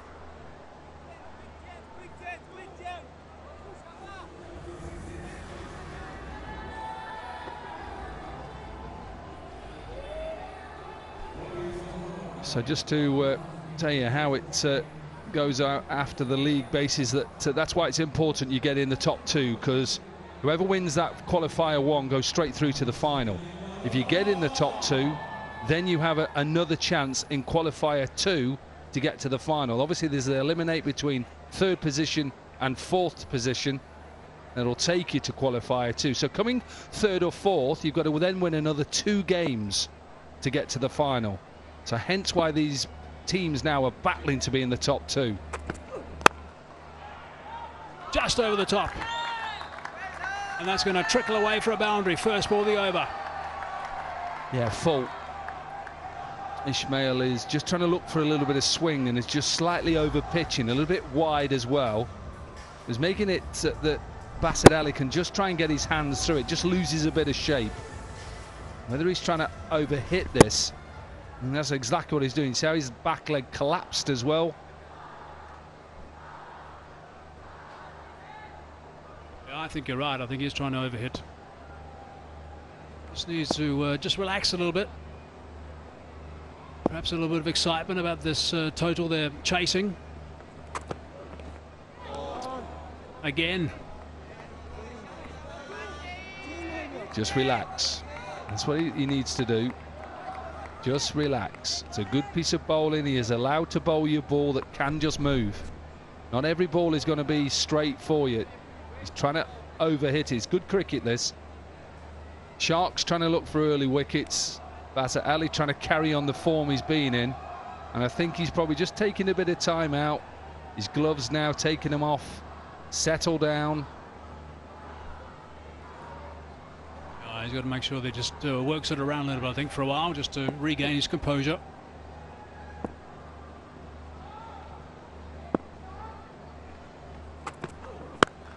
Oh, he's picked that up beautifully. What a wonderful shot that is. That's why he's a good player. Even though the first couple of deliveries he lost shape, Ismail just goes a little bit shorter. Look how quick he is on this. Decent pace, remember, this isn't 70 miles an hour, this is probably mid-80s. It's dispatched over mid-wicket. He's thinking I should have gone a bit fuller again. Yeah, because he's bowling those, he's getting some nice late away swing. He's bowling them beautifully when they're nice and up at Basit Ali. Takes a little bit of nerve, I suppose, to do that. Oh, it's nicely bowled again. Finds its way down to 3rd man. Another reminder about Zik Motor Oil. Unveil the real, peel the label to win via a lucky draw. Every week, prizes worth millions. Get on board. Peel that label.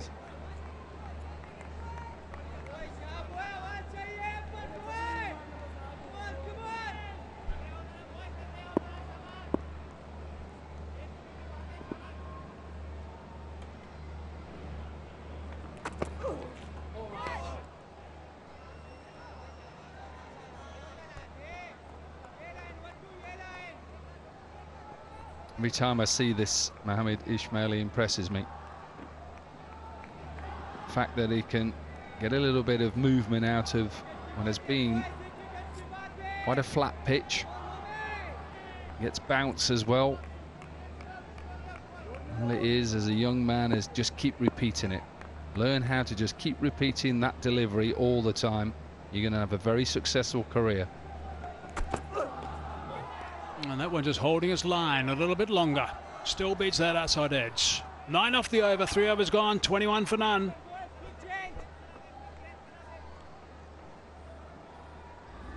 Yeah, lovely seam position. Just creates a little bit of an angle going back in and just holds off the seam.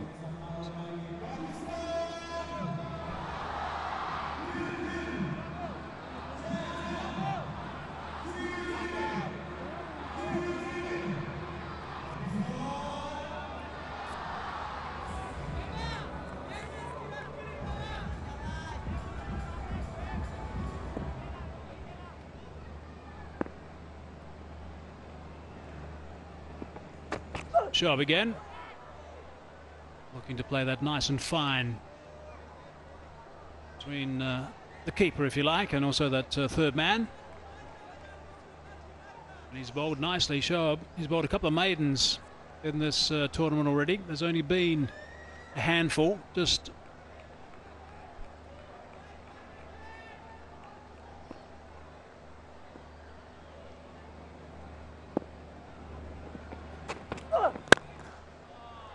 that's a nice drive. 4 runs, all on the carpet. Yeah, full again, looking for that swing. Just over pitched it. He's not going to miss out, Basit Ali. Get on top of the bounce and get it past mid-off. His third boundary so far. He's 17 from 11. He's always going to have a good strike rate. His strike rate is over 150 already. Be annoyed with that boundary, I think, Shob. Good comeback, shorter delivery, good carry. Oh, bit of a stare as well, bit of a Dominic Cork stare. Forget about one of the other sponsors, Kingdom Valley. Go to the Kingdom Valley PVT Limited official Facebook page and get a chance to win exciting prizes. You can be the next winner. What do you mean the Dominic Corks there? I've seen that. Never. He was a nice person on the field.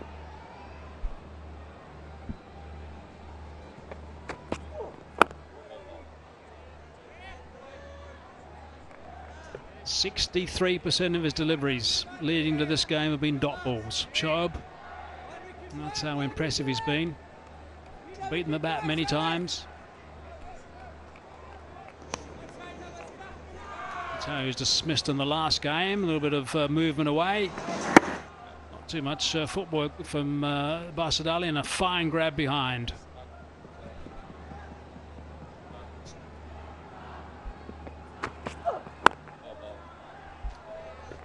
Wide of the crease that time. Yeah, and that's what I like. You know, these are young bowlers and they know what to do. I think that's, you see that he knows that Basit Ali is looking to attack. He knows that he wants to try and get boundaries in this power play. You can see by the way that he shapes. What you try and do as a bowler is create a little bit of an angle. Just slightly go wider, ball to go in and then swing away. Not be afraid of all that short ball occasionally. 4 off the over, 4 gone, 25 for none.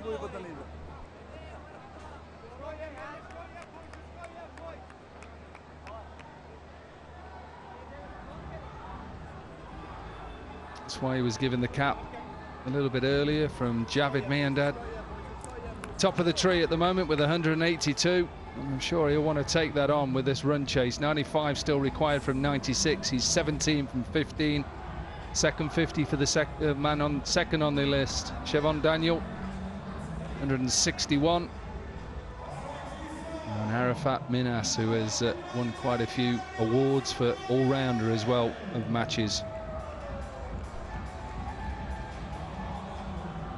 There we go, there's Basit Ali getting that Javed Miandad green cap from the man himself. What a treat. My goodness, could Javed Miandad play. That for a long time.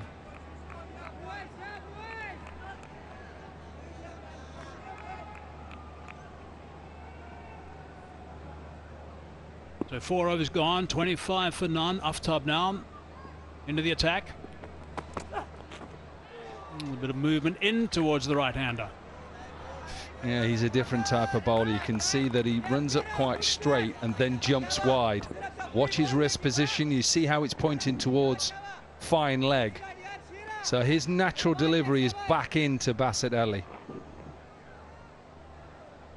Nice to see this ball swinging around a bit. And that's why this team have been so good, is because they've forgotten what the conditions are, the pitch. They just use the ball, look to swing it with a bit of pace.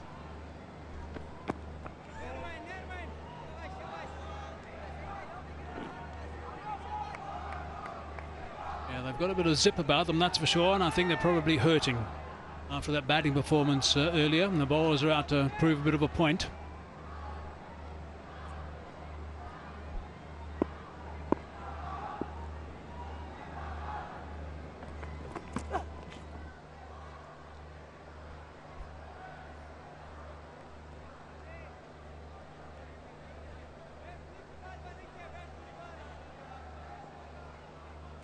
Interesting to see if this is a slower ball or just...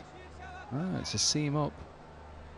Just died in the surface a little bit. Remember, this is the third match on this pitch. One last night, one this afternoon, and this match 12 now. It's played all right to now.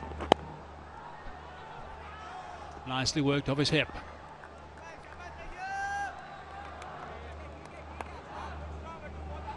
Good news anyway for people who are listening. We have mended Tino's phone, but if you just want to know, Decode are the official smartphone partner for PJL 2022. Visit Decode's social media pages and get to win some fabulous prizes.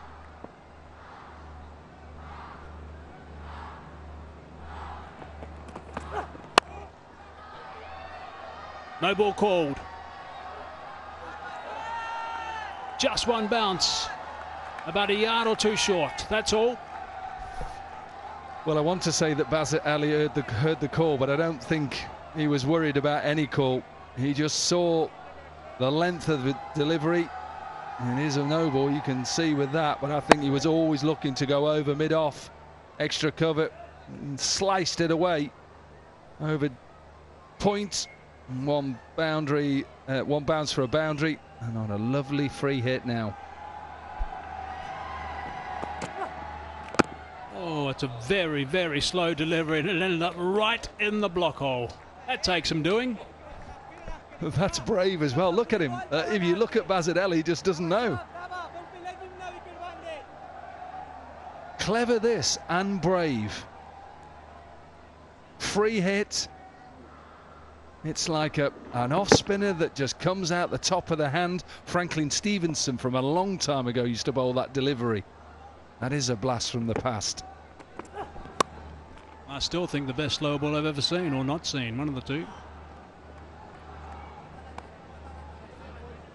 Yeah, he actually, for a period of time, as an overseas pro in England, bowled that slower ball in all forms of the game and got a lot of batters and in trouble.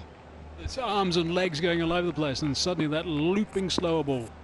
This is the last thing you expected. Ah, the boys are going for a little drive.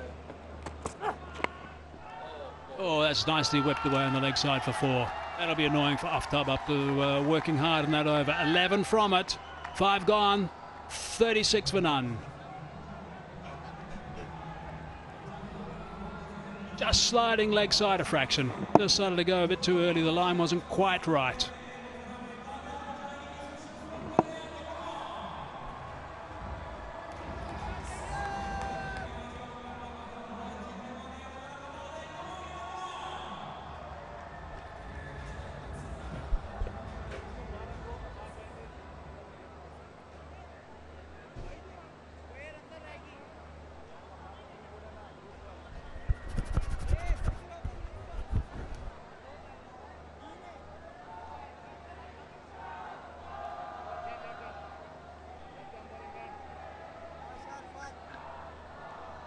$119 is what the Gwadar Sharks ended up on.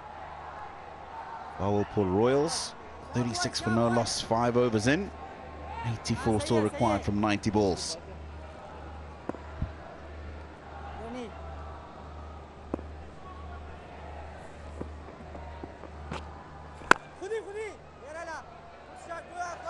Mowing at 7.2 runs it over. Bahawalpur Royals just need a run and ball when they started the innings. 120 over 120. That was very close to the stumps and to the pad. Arafat Minhas is going to put in everything in this game because he's been performing for them consistently, and if he's got something up his sleeve, it's got to be in this match. They weren't really good with the batting, 120 only.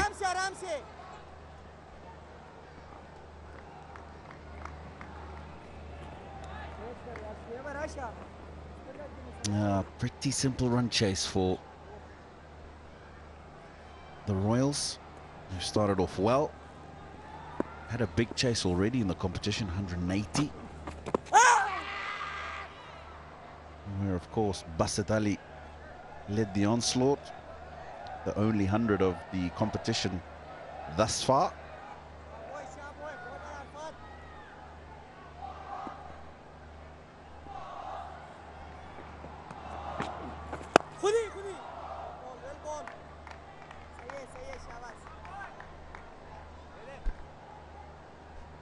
What's been good about Arafat Minhas with the ball is that he's kept it simple. He hasn't tried different things in an over. He knows that the pitch will do half of his work. Just ball into the wicket. It's not easy to hit it around. Third match in a row on the same pitch. And he's got that length that's so immaculate. Power play is done, 38 for no loss. It's been a pretty steady one. That is shot of the day for me. Streaky one that went through the slips, but the ball was pitched up. They really weren't afraid to throw their bat at it. That one was too short. Sitali put it away with plump. The confidence they've shown since they've been at the crease is what's got them to a very healthy 38 for no loss after the power play.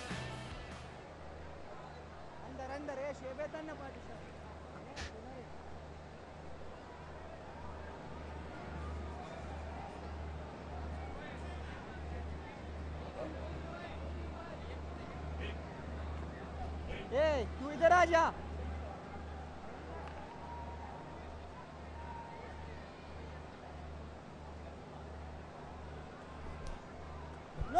He'll have to remove those white elbow sleeves. We call them the elbow supports, because some of the batters will object. It's the color of the ball. I think before that the umpires won't allow you, especially if it's on your bowling arm.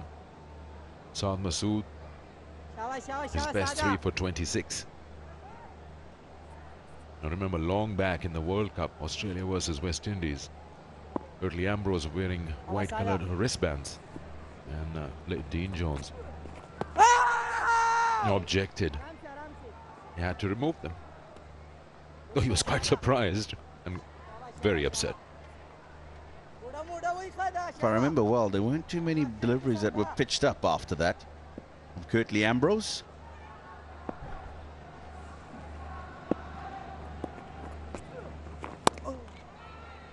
Well, it's well fielded. There's run out chance, non-strikers, but he's still fumbling with the ball at the backward point area. It was done well by Basit to scream, shout, and send his partner back. A little misfield. It is his partner's call. It's not Basit's call, because it's behind him. Chance, and second time in a row. This time it was Basit to be stumped. The keeper doesn't collect it. Yeah, the googly, and it's gone a long way. Difficult for the keeper because he was unsighted for quite a period.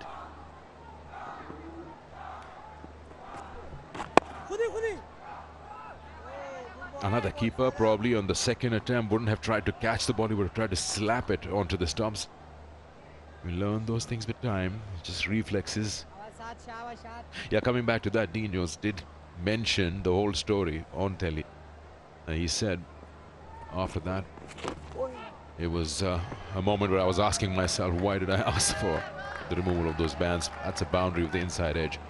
He even asked his non-striker, Alan Border, to come across. He said, no, it's your battle. You fight it. Yeah, almost making its way through bat and pad. Gets a lot of purchase with the googly. It's interesting how he releases it as well. That is a beautiful stroke. It really is. Hasn't even tried to hit it, just timed it over the top. 48 for no loss. Haven't seen much of Tayyab Arif, but this seems to be his strong zone. Cover, extra cover. The first shot that he played of his innings, that and this one. He's deliberately played it over the 30-yard circle to keep it safe. And look at how he's bisected the men in the deep. And he holds his pose. He knows when he hits it that it's going to the boundary. It's got enough legs on it.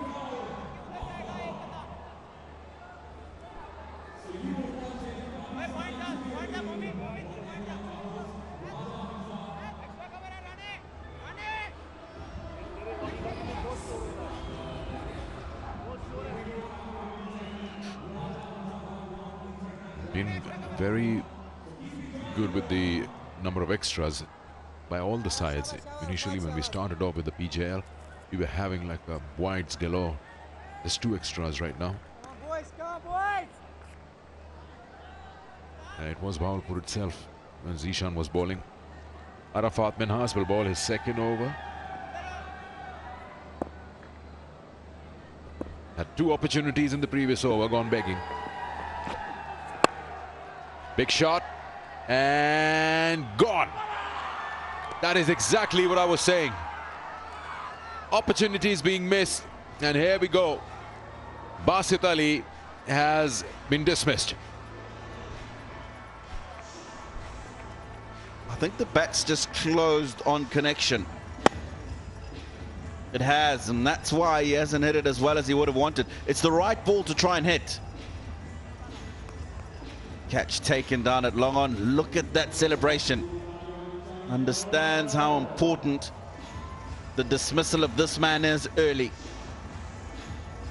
Looked good for his 24 while he was there.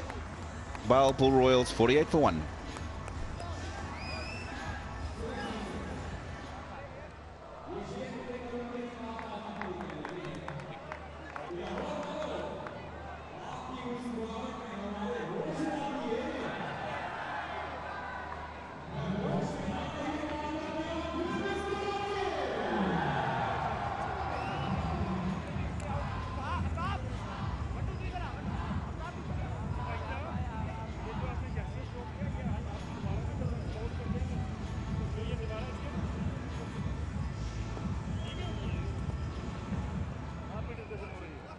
शाबाश शाबाश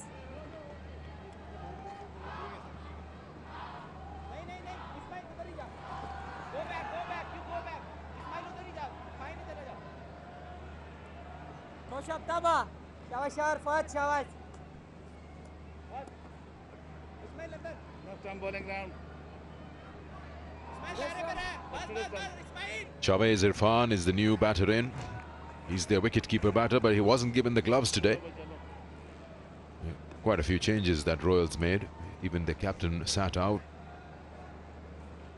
Arham Nawab is leading the Bahawalpur Royals in this match.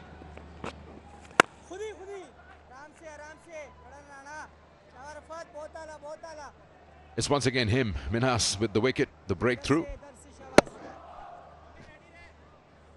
Yeah, just didn't get it as much as he would have liked.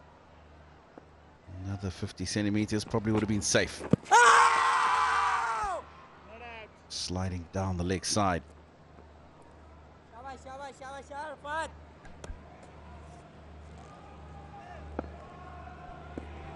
That was a quicker one. Just passes that fielder. That'll go to the boundary. He's a strong man, Chavez. Short cover, couldn't do anything about it. Oh, how's this for timing? It's a gentle push, Sikandar. Made sure he got it in the gap to the left of the man at extra cover. It's raced away. Brings up the 50.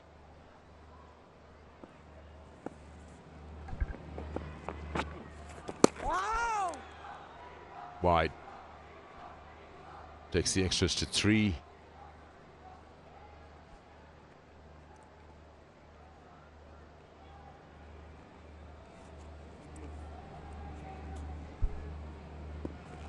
You know, in your younger days, you probably identify with Chavez. He's a strong man just like you.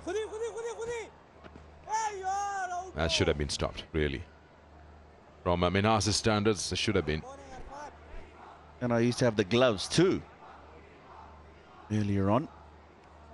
But yeah, not for too much longer after my under-19 days.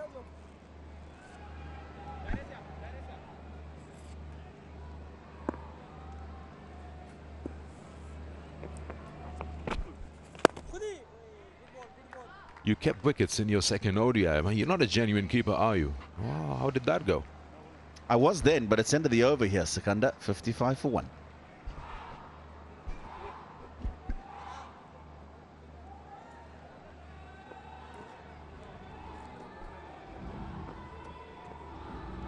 moment.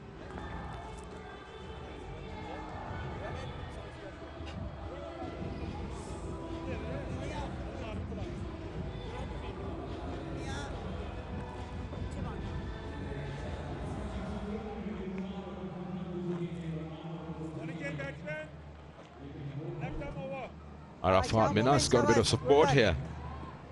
And they want him to go. go Minas. They're bucking him up, okay. Yeah, you were saying about that. Well, it's a very tough job. And if you're opening the innings as well as a batter, and you're going to spend a lot of time near that pitch. Good shot, this again. He's again runs available. They find in the gaps at ease. And they started off with a runner ball anyway. That was what was required. Momin Kamal is bowled well for his side in this tournament.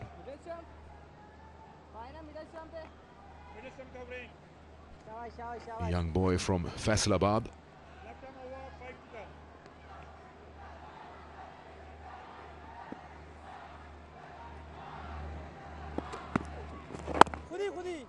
He's just around 16. Imagine if he continues to be as good and his wrist, you know, starts getting stronger. He can have more control, more revs on the ball.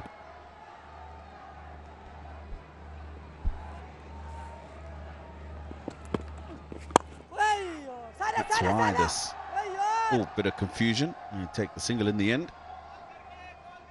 That's why this Pakistan Junior League is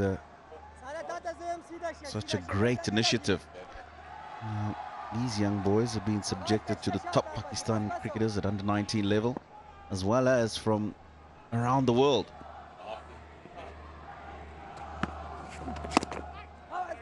He's 16 years of age. He'll probably have another 3 years of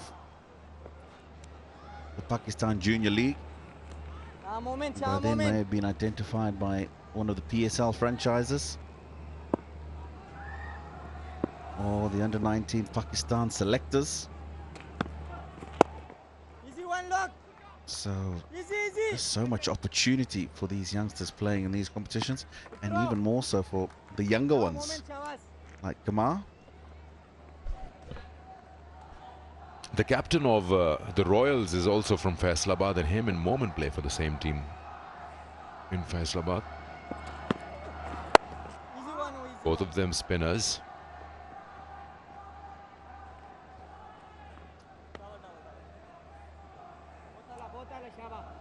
Half the score is done, Tino.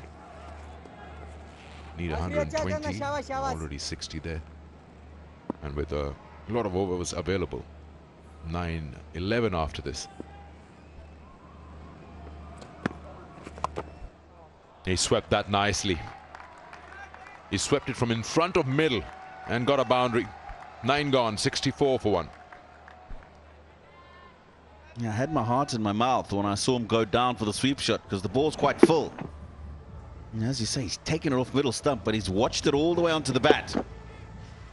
And he's made sure that he's got it go really fine. Feel that deep backward square leg doesn't have a chance of getting to that one. Well played.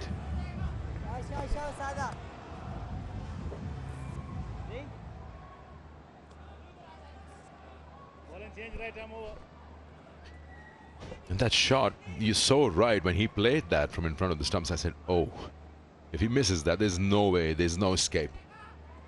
But he played with a close face of the bat, and he made it. It's along the carpet, and he beats that fielder as well. It's very easy to play it in the air and shot fine. He's ready with open arms. He's almost slapped that one down for a single.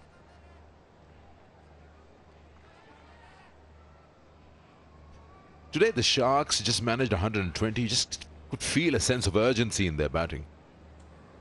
They were just trying to come out there and prove a point that they're on top of the table.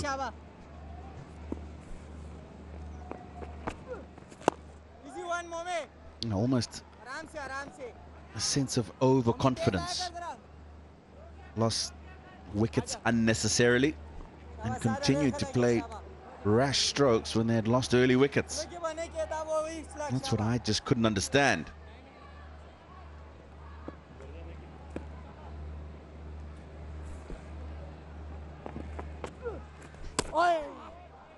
Yeah, too close for a cut. Just around near that off stump. If the players hit that, they win themselves 10,000 in the Osaka Battery Tonic. This is the Osaka Battery Tonic board. And it's very near to where the ball has been hit. It's a boundary. He smashed this. Overpitched, but giving himself a bit of room. Look at where he takes that front foot away from the line of the ball to the leg side so that he can create space for him to access the offside. Shouts of catch it. It was wide enough for the man at extra cover.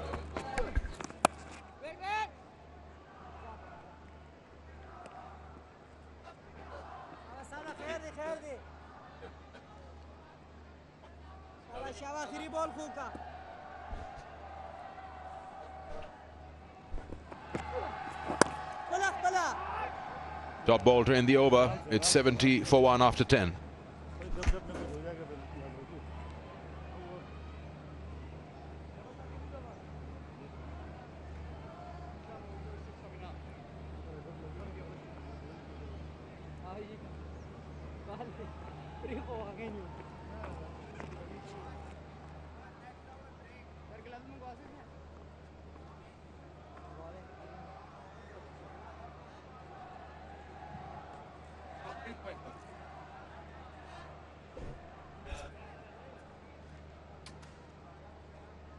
.50 from 60 deliveries. The Grey Worm is in a good place for the Royals at the moment. Remember, if they can get to this total within 18 overs, they go top of the tree, top of the table.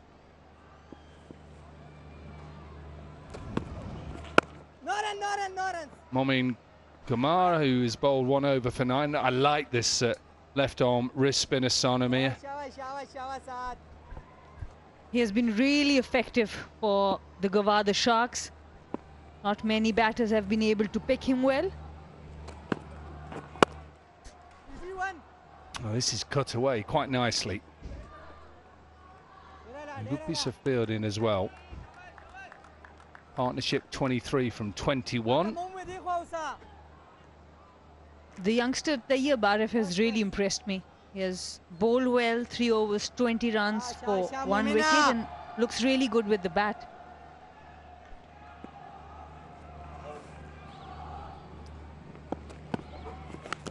All nicked. This is nicked. Not really a chance for the keeper. They'll pick up. I was going to say they could pick up 2. But Sanamir, I'm going to let you. I'm going to get you to describe this. You let me describe this. Please describe this for me. Okay, he went for a big heave. There was a drop catch by the keeper, Zulkifal.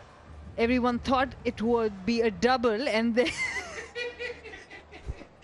and then the slide, a reverse slide, I say. What a shot! Again, short delivery. And this is Chavez who gets a maximum.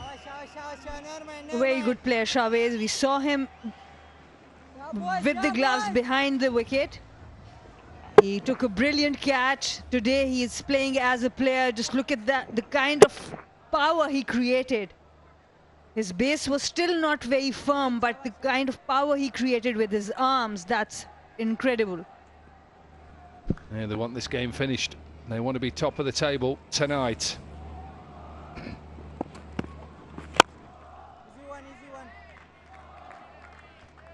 And as they win, by tomorrow, at this time, we'll know exactly which will be the top 4 teams after the doublehead is tomorrow. Teams fighting to be in that top 2 because of a couple of chances to get through to the final. And see that it's a little bit damp out there and just drying the scene. Inexpensive. Kamar at the moment. Pick up a single to finish the over. 13 runs from it. 11 overs gone. It's 83 for 1 and it's time for drinks.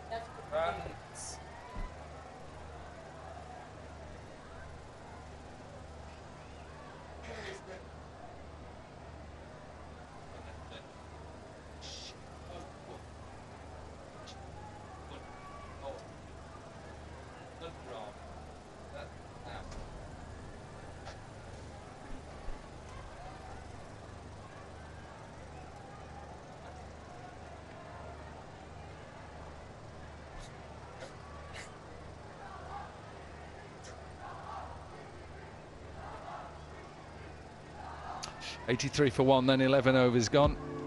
Drinks break. It is this fun and learning activity that takes place between innings. All the coaches. There's Sarnamia. I know that's Sarnamia. Look at it there. Yeah, great to see kids who are involved in this. Imran Tahir as well, who's mentor. Yeah, it's brilliant. Just talk us through that delivery. What was it supposed to be? It was an underarm for underage players. Right, okay. Saad Masood. Oh, it's going to possibly just be one. Oh, I was going to say one leg by, but why be one when you can kick it and give him another one? That's what Sharks have been doing today. They have not been as good in the field as they have been in the previous games. They are defending a low total, and that is not helping them.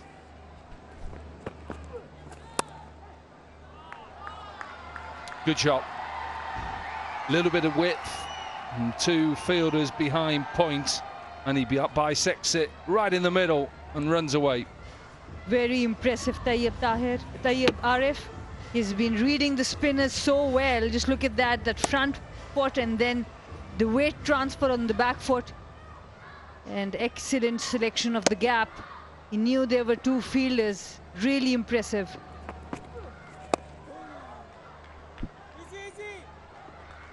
Should be one, yeah. 42 from 28, this partnership.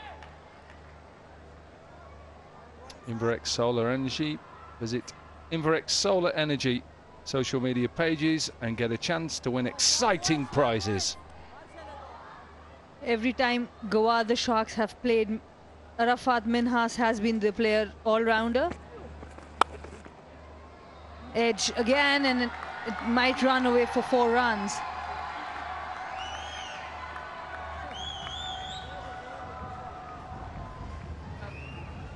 Yeah, a little bit of a bottom edge this, more than guiding it through. I think he tries to get it through. Yeah, edged. Of course, he's trying to get it behind, but he's trying to get it through those two fielders. They won't mind. 11 runs from the first 4 deliveries after Drinks. They're in a good position. Remember, they're looking to knock this total off within 18 overs and go top of the table tonight and overtake the Sharks. And it will be a big statement, beating the unbeaten team, and that too by 9 wickets or 8 wickets, wherever they finish after 12, 94 for 1.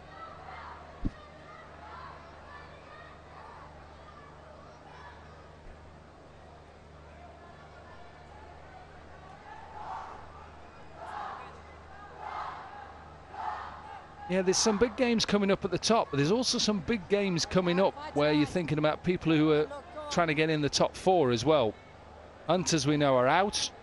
They still could upset the Giants. That's their last game, so they take on each other. The Giants need the Royals, who are playing tonight. They need them to beat the Raiders. So they're the results that could make a difference with qualification, but also the top 2 as well.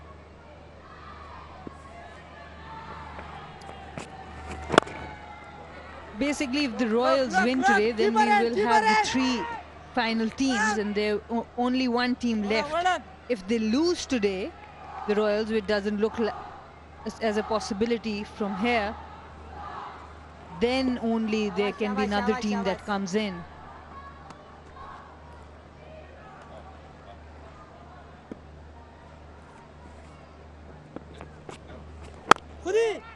Oh well, Arafat Minas throughout this competition hasn't fielded well.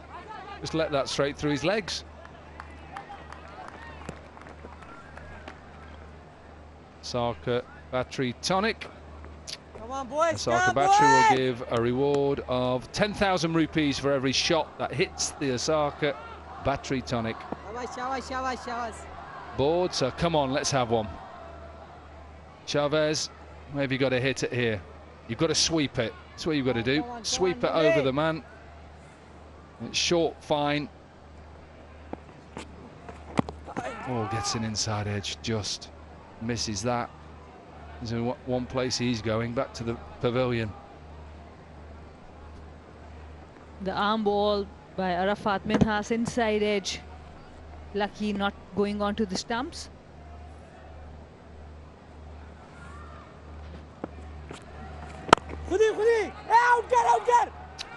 Quick single, should have been out, and brings up the 50 partnership. 50 from 35 between Chavez and Tayyab. Arafat Minhas was so quick, could have probably taken a little bit more time. Absolutely. He was in a hurry to throw the ball. He picked it up really quickly. And Tayyab Arif making a case for being one of the best all-rounders in the game today. 38 of 30.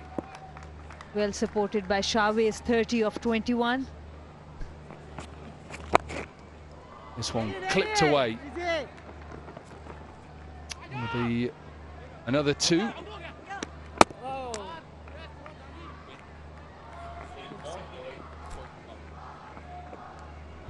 That's 100 up for Bahawalpur Royals. Yeah, and they need now another 20. Remember, they've got to win it within 18 overs to go top of the table. And the end of the 13th over, 6 runs from it, 100 for 1.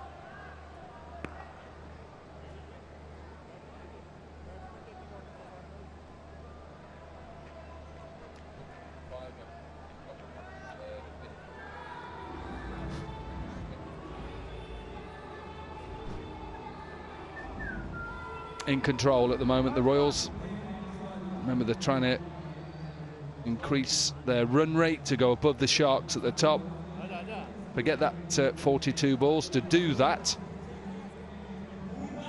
they need to get it within 18 overs.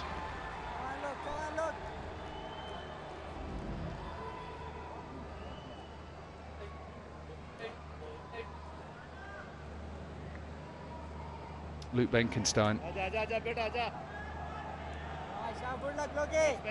They need the 20 off 30 deliveries, which should be quite comfortable. Come on, boys, go on.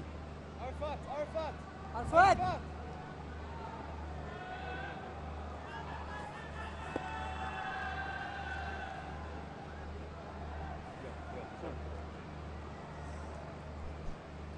Come here, Loki.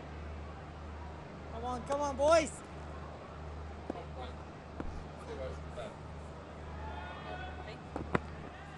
Oh, nice start from Luke Benkenstein. Once again, he got himself in and then was caught at extra cover trying to hit Zishan. Luke Benkenstein. This one sliced out to deep cover. Oh, run out. Is there a run out? No. Not a good call there from Chavez Irfan. Tayyab Arif, who has been playing as an opener, was ready for the double. He called for the double, not really happy with Chavez Irfan. He played the shot. It was up. And there was a double, and at a very late moment, he said no.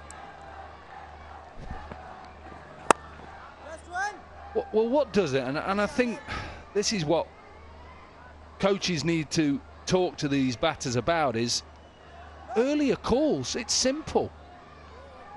Tayyab Arif is just going on the fact that Chavez just started to run, and then halfway down Chavez looks and thinks, oh, I'm in trouble here, I better shout. Oh no, sorry. Just say, hang on, wait there, use hand signals. Beautiful shot.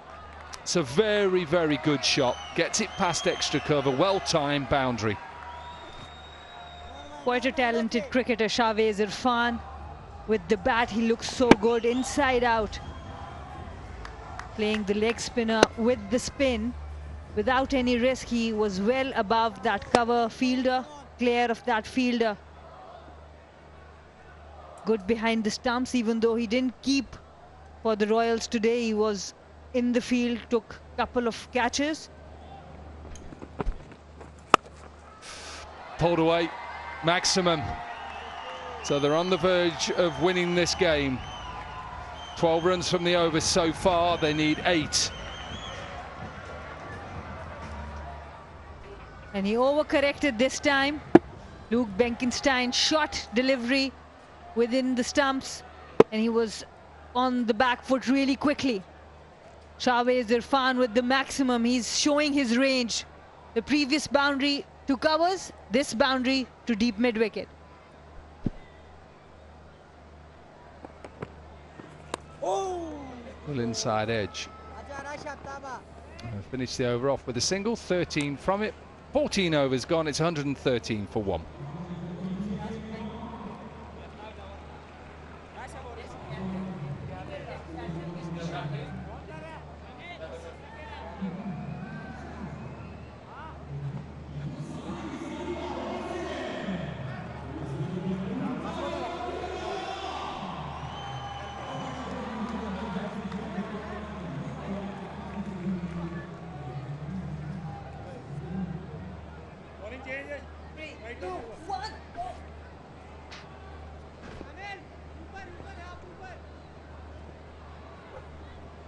Seven.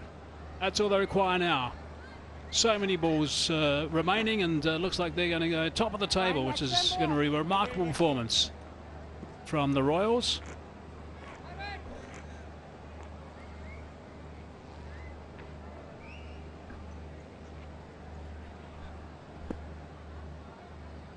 Seen a really good performance from Tayyab Arif. Played really nicely, squeezing that one away. That's going to go for a boundary as well. It's raining boundaries. Yeah, with a rocket, these boys. How delicately played is this? Full, he's looking for the wide Yorker. He just opens the face, gets it wide of third man. One stroke away from victory now. Yeah, what a big day this is for the Royals. Up against the Sharks. 3 versus 1. And they're going to turn the table. Full toss, punch down the ground. Should be only 2. Think. Oh, did he have that back grounded? Has gone upstairs to have a look.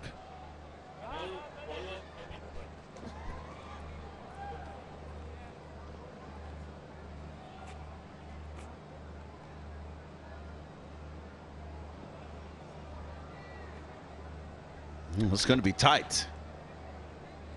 Now, he's certainly a long way out, but is it the ball? Is it the hand with the ball that's dislodged the bails? Yeah, that's out. Elbow and below. That's where it can be. So that's out. That is a big wicket right at the end. I'm afraid it's a bridge too far.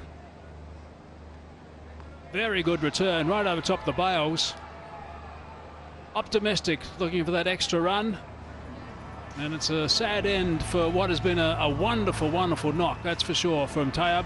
He really did play beautifully for his 41 off 33. A magnificent drive, first ball he faced through the covers. 118 for 2.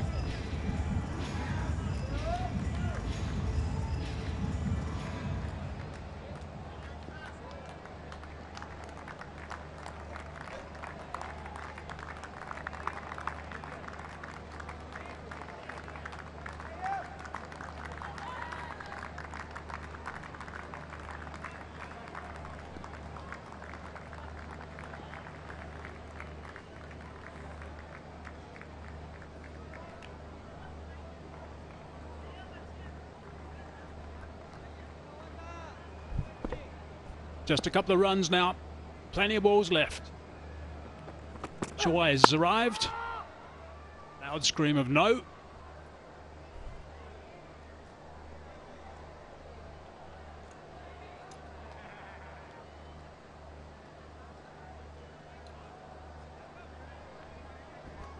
Just a last look at one of our major sponsors, Zic Motor Oil. Unveil the real, peel the label to win via a lucky draw. And every week, prizes worth millions. So just 33 balls are left. Going to need just one or two balls, I think, to really turn it into a big day for the Royals. Another look at the run out. It's a great piece of fielding. He's in motion, bounces it in the perfect place. Not even in the picture. You'll have to feel for him because he played extremely well. Slicing that one. And it has gone for 4. One bounce, and that is the game. 50 up as well for Shohei's. Really, it was a very fine knock of just 30 balls, but what a victory this is for the Royals. Have a look at these boys celebrate on the sidelines. They'll be happy, those two guys in the middle. The Sharks, I think, will be a little bit stunned. Yeah, not the Sharks outfit that we've seen in the first 3 matches. But undoubtedly, these are the top 2 teams in the competition thus far. That's a young man who was just run out right at the end. And this is a very convincing victory. 8 wickets. And it's going to be a fight for these two to see who will top the table with a match each to go in the group stages. It's well played by that man, Shohei. Led the run chase. There we go, there's the winning hit from Shohei to bring up his 50 as well. Wind up 51 not out. Very fine performance. He was quite happy with that, as you can see. And a timely turn of the table here for the Royals. And that certainly got the boys on the sidelines very excited. Imran Tahir, 2 mentors, Viv and Imran. I see Viv go around and have a chat to some of the Royals boys as well. I'll treasure that, of course, for a long time. But gee, what a great performance from the Royals, and the Sharks will realise that they've got to just regroup a little bit. They've played really well up until today, but totally outplayed in this encounter.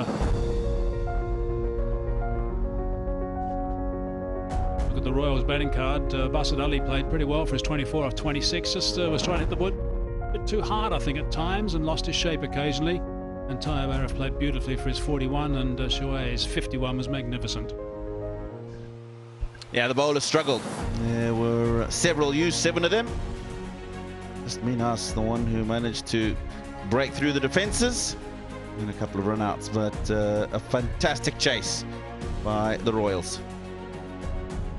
Yeah, they did it easy in the end, just losing those 2 wickets. And the run out at the end was just a bit of a bonus wicket for the Sharks, really. As you look back at the card, 119 for 8. That's all they ended up with, losing wickets right at the top, which certainly didn't help their cause. They didn't really recover. You can see a couple of 20s as the top scores. That doesn't get big totals in the end. Karatai picked up a couple. Sajid also 2. Zishan, I thought, bowled really nice as well for his 2 for 27 off 4. And the Royals, in reply, with plenty of overs to spare as well. 122 for 2. Shohei's 51 off 30. And Tayyab 41 off 33. I thought he was terrific. And Basit Ali played nicely. And the Royals getting up by 8 wickets. Right, so let's just dip in and check out the points table. And there it is. There they are. Right at the top now, the Royals. They'll be so pleased with that. They'll want to stay there now.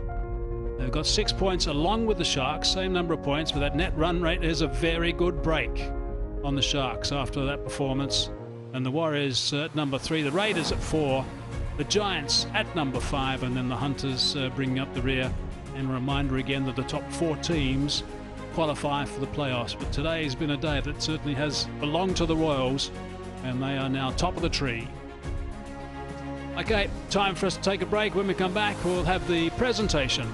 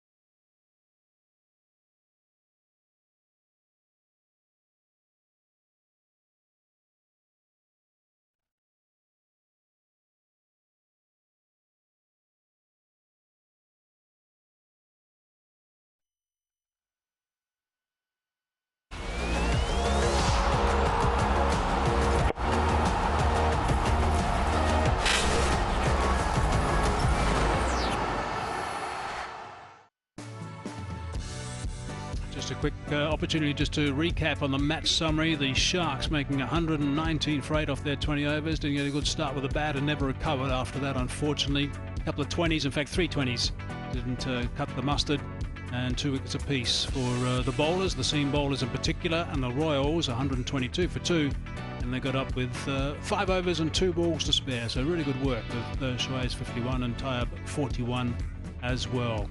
And a reminder about the point table as it stands at the moment. The Royals have got number 1 spot. They've gone from 3 to number 1. The Sharks gone from 1 to 2, and there's no other movement with the rest of them, but there's still plenty to play for to find out who the top 4 teams are to qualify for the playoffs. Okay, let's go downstairs and join the presentation with Sikandar. Thank you, Hazy, and welcome to the post-match presentation of match 12 between the Sharks and the Royals. And it was Sharks who couldn't really perform the way they have been in the tournament, and it was an easy win by 8 wickets in the end. Now, before we get to the awards, I'll introduce the presentation party with us, starting off with Ms. Sarina Agha, Director Human Resources, Pakistan Cricket Board. Thank you for being with us. Then Mr. Salman Masood, Head of Marketing and Fan Engagement. Next to him, Mr. Chaudhry Sajid Ali, Sales Partner, Inverix Solar Energy. And last but not the least, Mr. Abdul Salam, Divisional Head, State Life. First up will be the PCB Best Batter of the match, the cash award of 25,000. I'll request Mr. Salman Masood to please step forward. And that goes to the batsman who scored 51, Shahwaz Irfan. He's quick with his batting and quick with his movement before I took his name. Mr. Chaudhry Sajid Ali, please come forward, and you will be presenting the Inverix Energetic Bowler of the Match cash award of 25,000, and that goes to Khartsai for his 2 for 20. Brilliant bowling analysis, and once again, spinners ruling the day. Next award is the State Life Best All-Rounder of the Match cash award of 50,000. I'll request Mr. Abdul Salam to please present this, and that goes to Tayyab Arif for his super 41, and then with the ball 1 for 20. The young man making his debut today in the Pakistan Junior League and made an impact as well. And now I'll request Ms. Sarina Agha to please present the Trans Group Player of the Match trophy and cash award of 100,000 rupees to once again Tayyab Arif.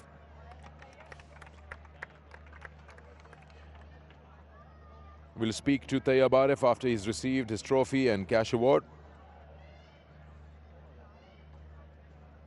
Tayyab, please have a word with us.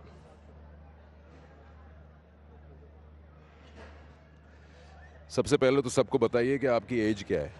16 साल। 16 साल। आपने जो पहला cover drive लगाया था वो देख के ऊपर कमेंट्री बॉक्स में सबका दिल खुश हो गया। ये बताइए कि पहला मौका आपको मिला आज खेलने का पाकिस्तान जूनियर लीग में, क्या आपकी एक्साइटमेंट थी और क्या प्लान बना के आए थे, बैटिंग में क्या करना है? सबसे पहले तो अल्लाह ताला का शुक्र अदा करता हूँ कि मैंने अच्छा मैच था ग्वादर के साथ और उधर मैंने परफॉर्म किया। तो प्लान यही था कि बस एंड तक जाना है, 120 का टारगेट है और जो बुरे बॉल्स हैं उनको नहीं छोड़ना, चाहे वो मैच का पहला बॉल हो या आखिरी बॉल हो। आपको ऑलराउंडर भी मिला है, लेकिन आप बैटिंग लगता है मुझे ज़्यादा एंजॉय करते हैं बॉलिंग से। जी मैं बॉलिंग भी करता हूँ साथ, लेकिन बैट्समैन मेन बैट्समैन। लेकिन बहुत शानदार स्ट्रोक्स आपने लगाए, बहुत उम्दा इनिंग्स आपने खेली। We wish you best of luck for the future. Thank you sir. That's Tayyab Arif, of course, the player of the match. Now I request the captain of the Gwadar Sharks to please have a word with us. That's Shamil Hussain. Shamil, please.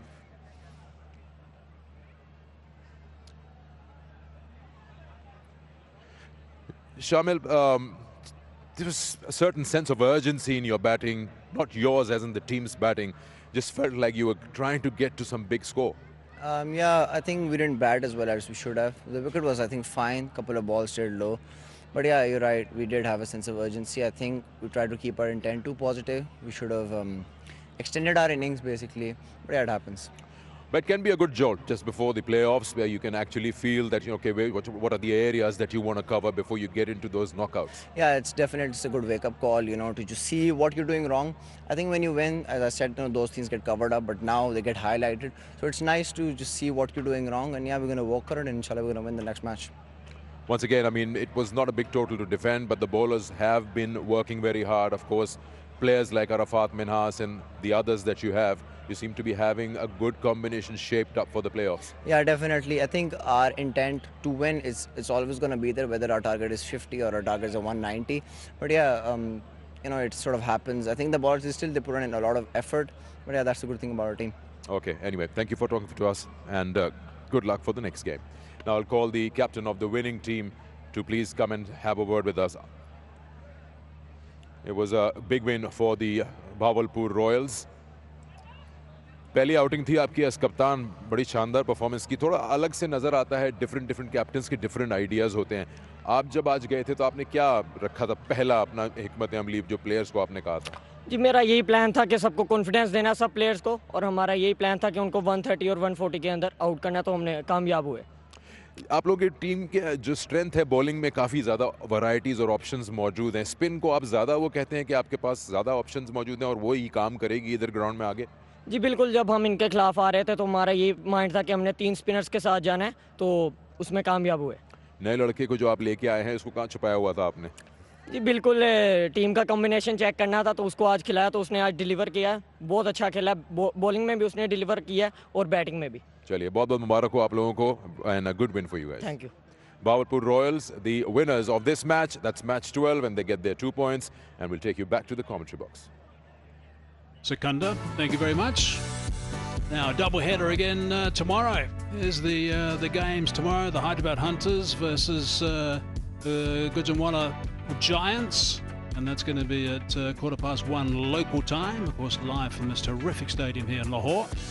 And then the match after that is going to be the Royals up again against the Raiders. That's going to be beauty, and that's going to be at 5:45 local time. Let me just leave you with this. If the Giants win and the Raiders lose, they'll both be on 4 points, and net run rate will decide the 4th team. That's how tight it's going to be getting after tomorrow's game. So we can look forward to that. I hope you enjoyed all the action today. We look forward to your company again tomorrow. Until then, it's bye for now.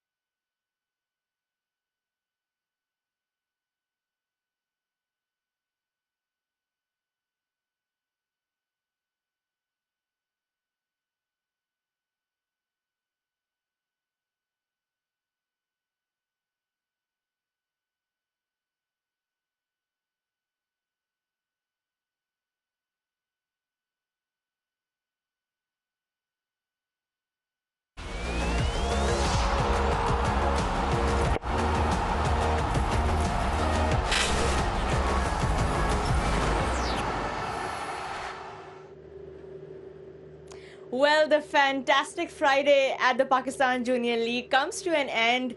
We had two really good games today, bit low-scoring ones, but in the end, a win is a win. I have Sana Mir and Dominic Cork here with me, who both very pleased that we're done with the fantastic Friday, and a lot of talent has come on display. So let's talk about that. Sana, first of all, what do you say about that win? I think a very strong performance from Bahawalpur Royals. The way they came with the plan, they made some changes in the 11.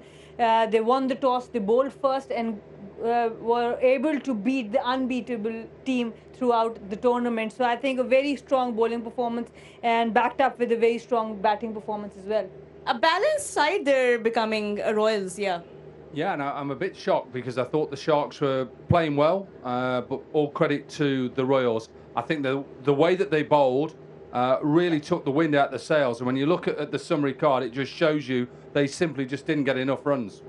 For sure, for sure. And Arham Nawab, stepping in as captain, he must be very pleased. There's the match summary, so Gwadar Sharks will not be too happy with that total. And of course, the Royals bowlers doing a great job restricting the top team to 119. And the Royals in return, Sana batted really well. Yeah, they started off with the ball really well. They kept on taking wickets. Sajid Ali and Mohammad Zishan at the top. The first wicket to go was Luke Benkenstein. He was trying to muscle it over cover, and the captain Shamil Hussain gets out in the usual fashion.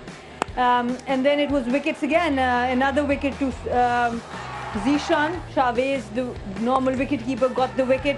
This was a very important wicket. Arafat Minhas was taken in the deep.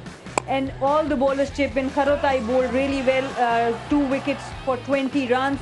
Tayyab Arif was playing his first game of, of the tournament. He also got 1 important wicket, and the fielding was really impressive by the Royals. And with all these wickets tumbling down, it was only Haseeb Nazim and Saad Masood at the bottom end until this run out was there. But they finished off really well. They made sure that the target was within their reach. Yeah. You look at Sajid Ali, 2 for 27, Zishan 2 for 27 as well, Karatai 2 for 20. And I said about 119 simply wasn't good enough, because I think when you look at the Royals, Bazat Ali, he's a good player. So everything you look at him. Tayyab Ali with playing his first game, 41, throwing his wicket as well. But I think they knew they had to get there within 18 overs, and I thought that the actual partnership between obviously Tayyab and Sharfaiz, who wasn't keeping wicket today, I thought it was an excellent innings from him, because I think he went after him. You said that, just watch this guy. He times the ball well, and I think that's what I was impressive with.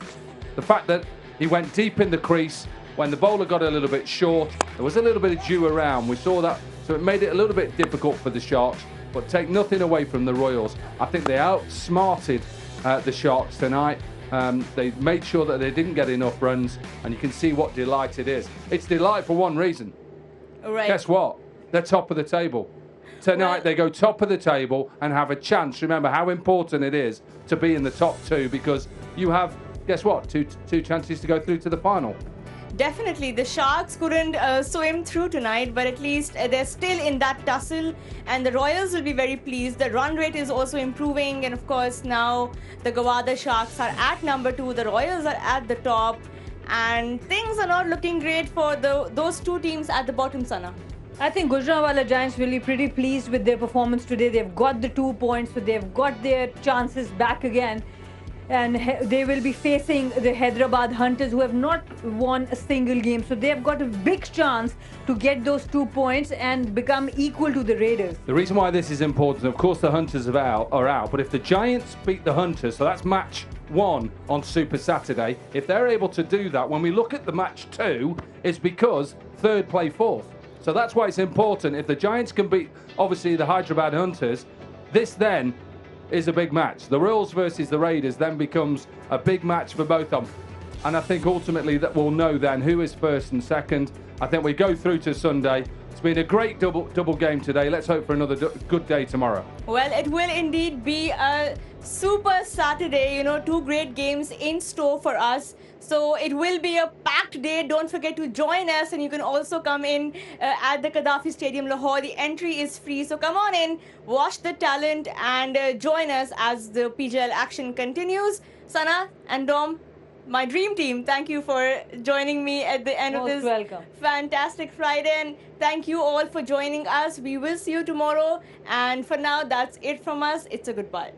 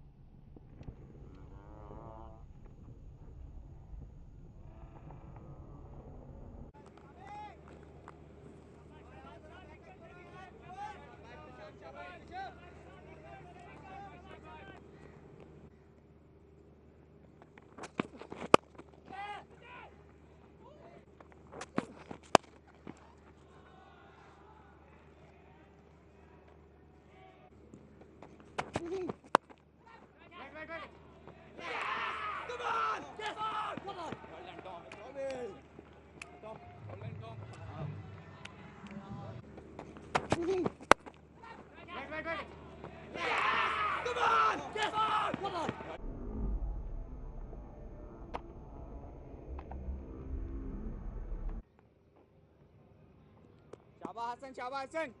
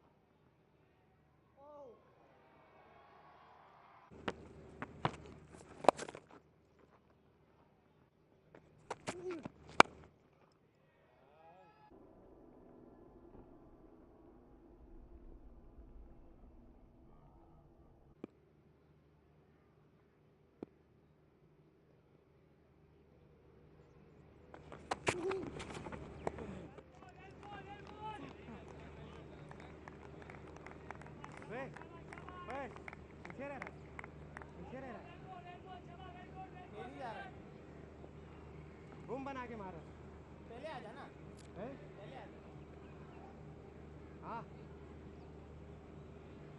वो देखना सारे कोने पे खड़े हुए।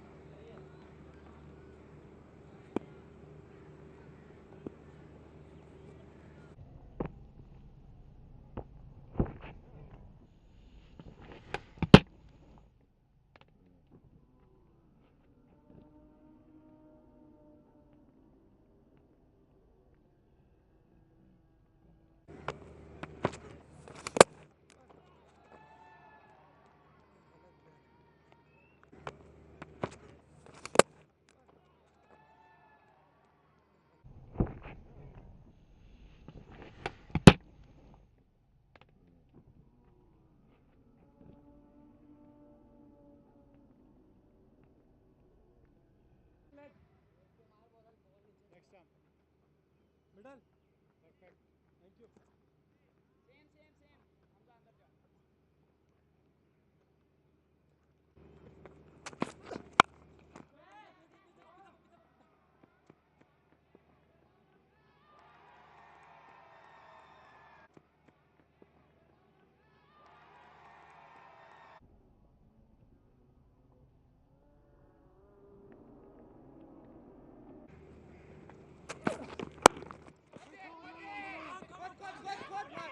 खुद जा. Yes. बोल दे तो बहुत होगा.